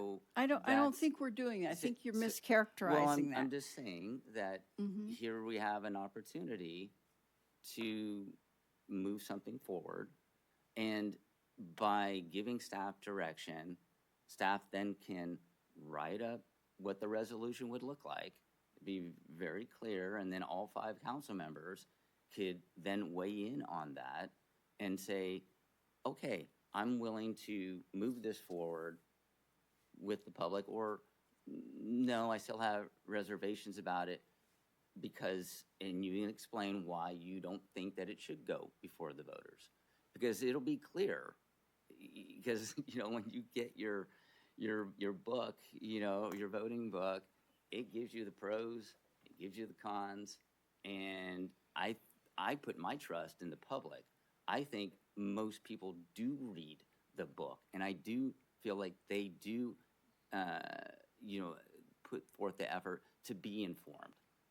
And so maybe we have a difference of opinion there.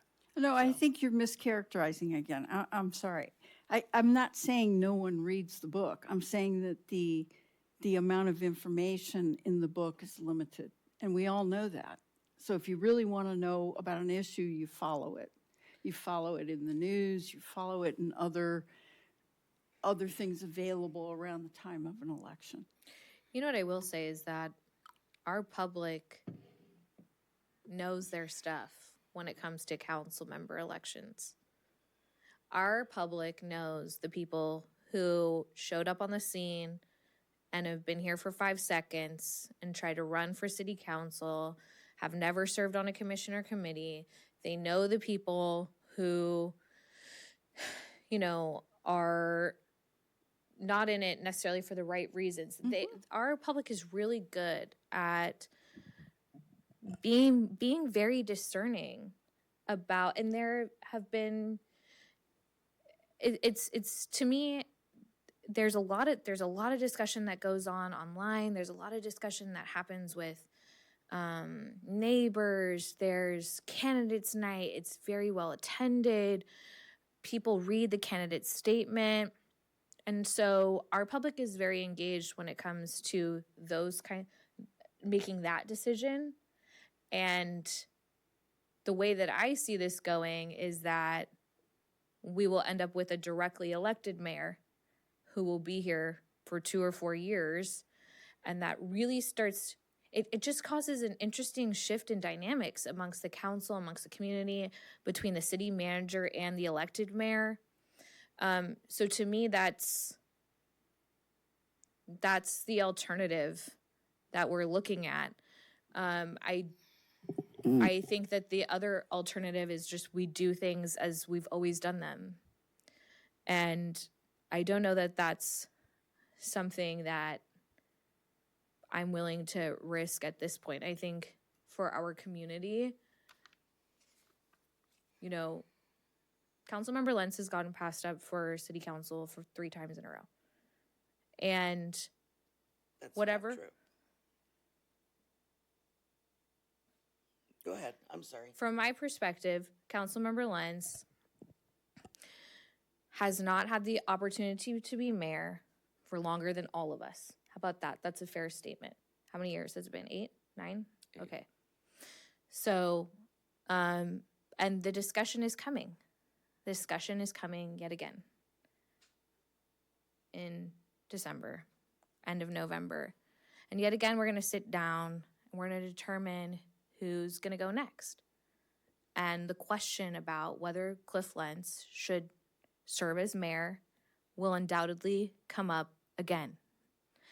And I think that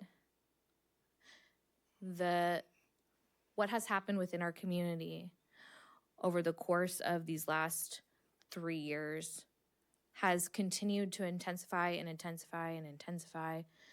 And it's really coming to a head now as we're going into another election. And I think that it's important for us, you know, as we've had the workshop at the beginning of the year where we all said, we're going to move on, we're going to put the past in the past, we're going to be fair. And I think that this is a way that we can demonstrate that we're willing to do that. And I think that the public has asked us, and the public, I mean, yeah, it was 45 people on a petition. That's, to me, a lot of people to write to us about anything. I mean, we didn't even get like that many responses on one street of our city staff going door to door to ask about parking permits, which is a very contentious issue. So I think that it's rather simple, and I would love for us to start mending this. I think that this particular thing, not term limits, not districts, but this one issue will continue to rear its head unless we let the voters weigh in. And the voters may say, we like it exactly how it is. And I respect that, and we'll continue to do that. But they also may say something else. And I think we should just give them the opportunity. They're asking for the opportunity to just voice how they feel about this one issue. And I think we should let them do that. And it's no skin off my back, right? Like districts are a whole another ordeal. They're so complicated. They will affect us as individuals. But us just rotating annually where we all get a chance, to me, that's simple and fair. And so I'd like to weigh in on this a little bit, because I haven't had a chance to say anything yet, and I feel like I've gotten stump speeches from everybody. You know, I think on the district elections, that's going to take a lot of time. We need to figure that out. It's very complicated. There's no discussion of where we need to go with that. It's going to be very complicated and very involved with the public. Yeah. Term limits. It's sort of a gray area because under these rules, you'd be termed out if they were in effect when you were elected. When I was elected, sure. If you were new coming in, if they were in effect when you were new and coming in, you would be termed out. You would not be running again. No, that's not true, because You could have taken a break. I could have taken a break for Well- 2 years and then come back. And so You I've would- been on the council for 15. So Yeah, if you wouldn't do the be- math, I'd and- be on the council and- right now. If you chose to do that. If you had taken Right. time If- off, yeah. but doing what you had done, you would be termed out. And I would be too, but I'm not running again, and I'll give my word on that one. And so the problem with term limits, and I'm not saying it's a problem, is that you do lose any historical knowledge, that some of the people who have been on for a long time have. You come with a lot of historical knowledge. And if you were a new person coming in, if these had been in effect when you originally came in, you would be done right now for at least 2 years. You'd have to take a break. Yeah, and I respect that, right? If that was the law of the land, that's what people wanted. But it's not to say that you don't have worth that you bring to the table knowing what's going on. So I understand bringing in new people and because new people bring new ideas and growth and all those kind of things.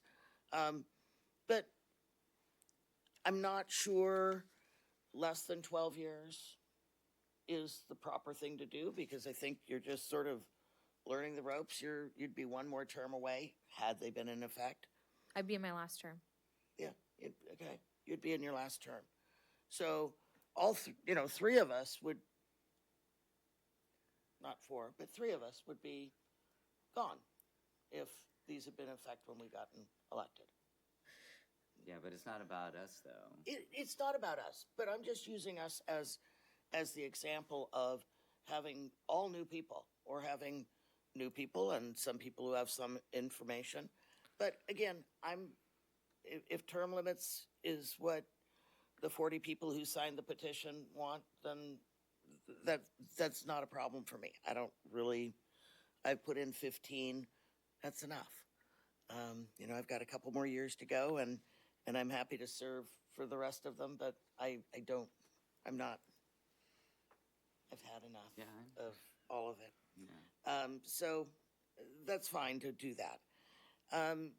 A strict mayor rotation, I am happy having, whether the voters vote on it or we re-ratify a strict rotation back into, that's stricter policy, as long as there is a code of ethics, because that is the only reason this last time, the first time that happened, was because there was an ethics violation, a code of conduct violation.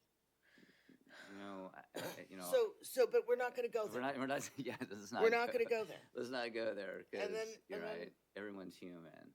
Everybody's human. And then Right. last term, we gave you the opportunity to be back in the rotation, and you did not want it. Okay, you know what?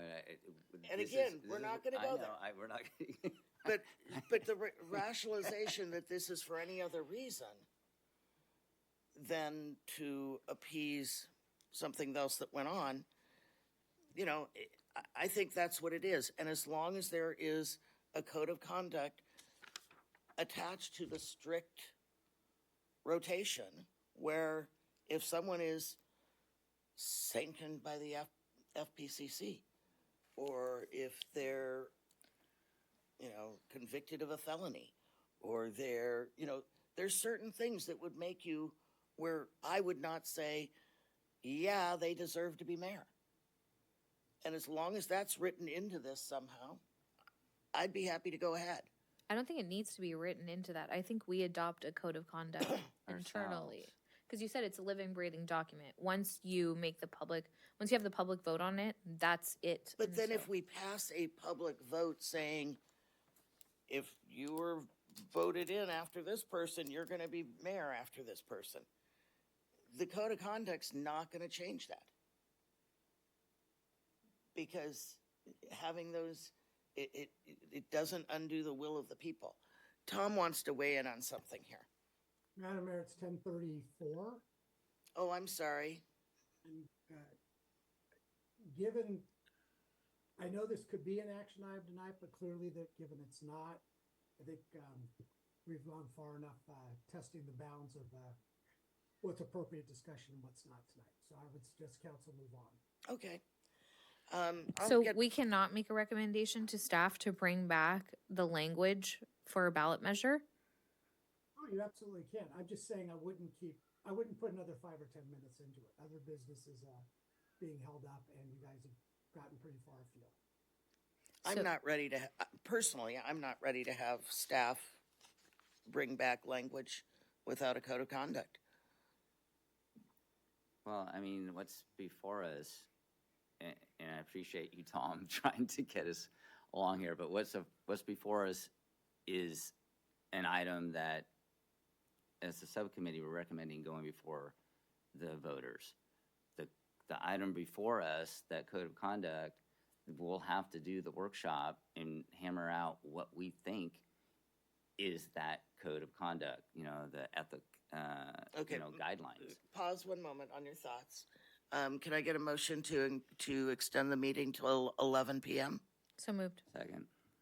All in favor, aye? Aye. Okay, please go ahead. Sorry. No worries. So, what we're asking,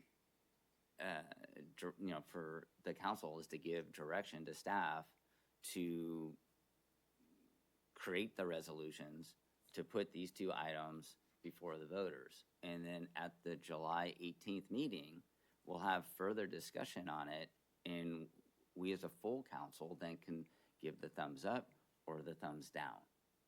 And so we're not saying, hey, we're moving this forward and we're going to do this. It's just, hey, let's have the language so that then you could have greater clarity with what's going before the voters. Because we know that there's a time, there are time restraints and that we have to abide by through the county. So. Madam Mayor, I am going to sound like a broken record. We're missing a council member here. The council's had special council meetings as needed. I don't see this as impossible, but we're not getting an input from one person. And to ask staff to draft language that we don't even know exactly what it's going to say. It's right here. Is that what you're suggesting, that it be exactly what's here? Absolutely. Yes.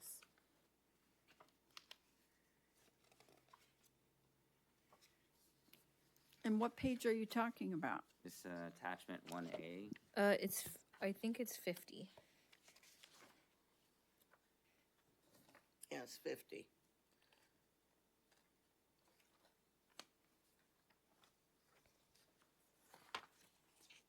Oh, the extra 1A. Yes. Oh, so we're talking just about this rotation language. Mm-hmm. Because I thought you were saying all three measures to be brought back for the meeting on the 18th. So the term with the language on all three? No, we can't do districts. Well, but that's what he was saying. The language to be put together to place three items on the ballot to vote on that on the 18th. No, so there's two items to be voted on. One is the term limits. The other would be this rotation. And this is the language of the rotation so that it's, say we did go with district elections, because that could happen, right? At least if this went before the voters and the voters approved it, we wouldn't have to go back to the voters if we went to by district elections. This covers both at-large elections and by district elections. And where's the language for term limits? It's part of this. It's on page 48. Mm-hmm. It's just talking about what they're.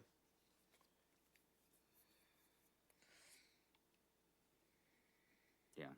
So that language. Certainly, I would think that if it is term limits, if this is going forward on the ballot, or language to be approved at the next, that it would be full 3-year terms, not 2 plus partial. I think it should be full 3-year terms. Wait, what? Oh, partial. A partial would not count as one of your full terms. We did discuss that. We said that if you were appointed, then that doesn't count. But if you were assuming, if you're running for a 2-year seat, that would be your choice. Exactly. Because you can determine which seat you want to run for. And so that counts. Yeah, right. Because then you could run for 14 years if you wanted to go that route, and we decided no, that's not appropriate. If there was a 2-year seat available, I think it should be 3 full-year terms, personally.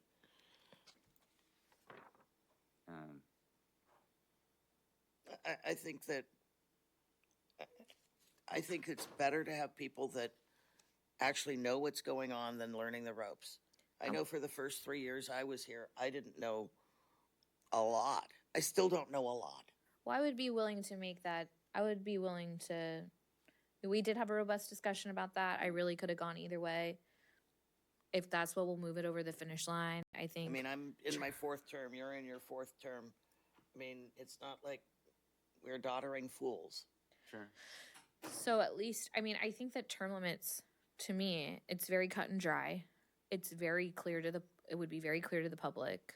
Maybe that's something at this moment we could get consensus on whether we could have staff draft the language to be discussed. I'm happy with that. I think we're beating a dead horse with the other item. I'm I'm just not going to be. willing to send it to I'm going to staff. be out front and say I will abstain because I still think you're not allowing the 5th council member to have input on this We're not voting language. on, we're giving direction, but I'm not willing to give direction, and an abstention is a no. So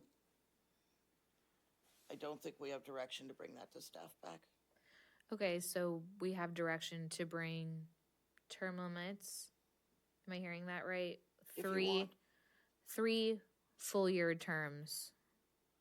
Partial terms don't count in the calculation. Partial terms and appointed terms, I guess. So if someone could serve 14 straight years, then you're good with that. Yes. Okay. Okay. Oh, whatever. Okay. Hasn't killed me yet. No, I'm just, Or we're you. just, just saying, right? So, all right. Okay. So then. I mean, we're an aging population, and young people don't have time to serve. All right. Anywho. I would like this conversation, though, I would like this still to be on, if we're not going to have draft language, I think we should still have this conversation anyway on the 18th. Full council. With the full council, since that's the cause We will for the see delay. what the schedule can do. I can't promise that because there's quite a few things that we've put off to that date. But if it's possible, I'm sure staff will find a way to squeeze it in. Okay. And then, the last item on this thing is the district elections. And I don't know if Clay, you want to walk us through this thing? Because we've gotten some pretty good data here that is new for the public. Sure, I can do that fairly quickly. And again, there's not any recommendation to do anything at this point other than to continue on in the process. And again, this is driven by the California Voting Rights Act, so it's trying to make sure that the city of Brisbane is in compliance with that. So we did do the demographic study. It did come back with some findings. The first was that 37% of the total population of Brisbane is Asian Pacific Islander. 18% of the total population is Hispanic Latino. Asian American and Pacific Islander population is concentrated in the west side of the city off of West Hill Drive. Locally, we would refer to this as the Northeast Ridge. There are no large geographic concentrations of Latinos. There was 2 tests for districts were applied. An Asian American test with 5 council districts, assuming you maintain 5 council districts, 2 majority Asian American districts could be drawn. If you went down to 4 districts, in other words, you had a directly elected mayor, only 1 majority Asian American district could be drawn. Latino district, Latino Hispanic test, no majority district can be drawn. The maximum is a 5-district map. would be at 39%, but if that concentration is achieved, the ability to draw 2 Asian districts would be reduced to 1. So the recommendation at this point is for the subcommittee. The subcommittee is recommending that the issue be studied further and that the demography directed to draft up to 3 alternatives for consideration and commence the public outreach process as required by the California Voting Rights Act. And as discussed in the previous city council meeting, the adoption of districts alone does not guarantee Asian American and or Latino Hispanic candidates will be successful.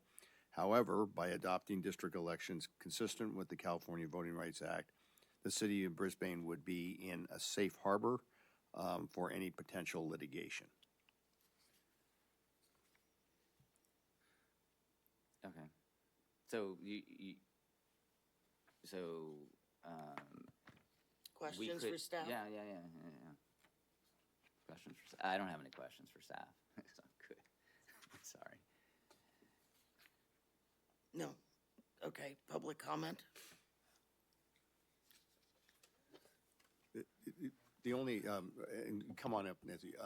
The only other thing I would say is that you had previously given us direction, I think, to spend up to $11,500, something like that, which was the next part of this process, which was the drawing of the maps. Okay, thank you. So it's probably not going to happen this year. It's probably going to have to wait till 2026. But I think this information is critical. It can provide a lot of direction for staff, for recreation, for interpretation material. I think it's really important that we continue this process, show that we are following the guidelines of the California Voter Right Act.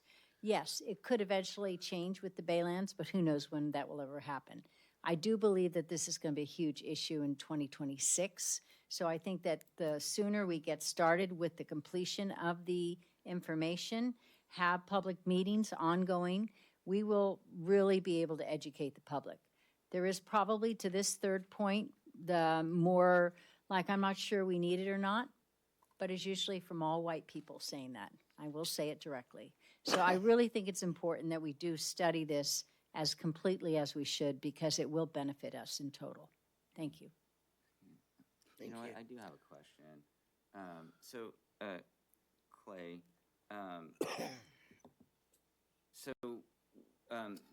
the next step that you mentioned, we'll have the maps, and we'll also have quite a few public meetings, right, to educate the community about potentially moving forward.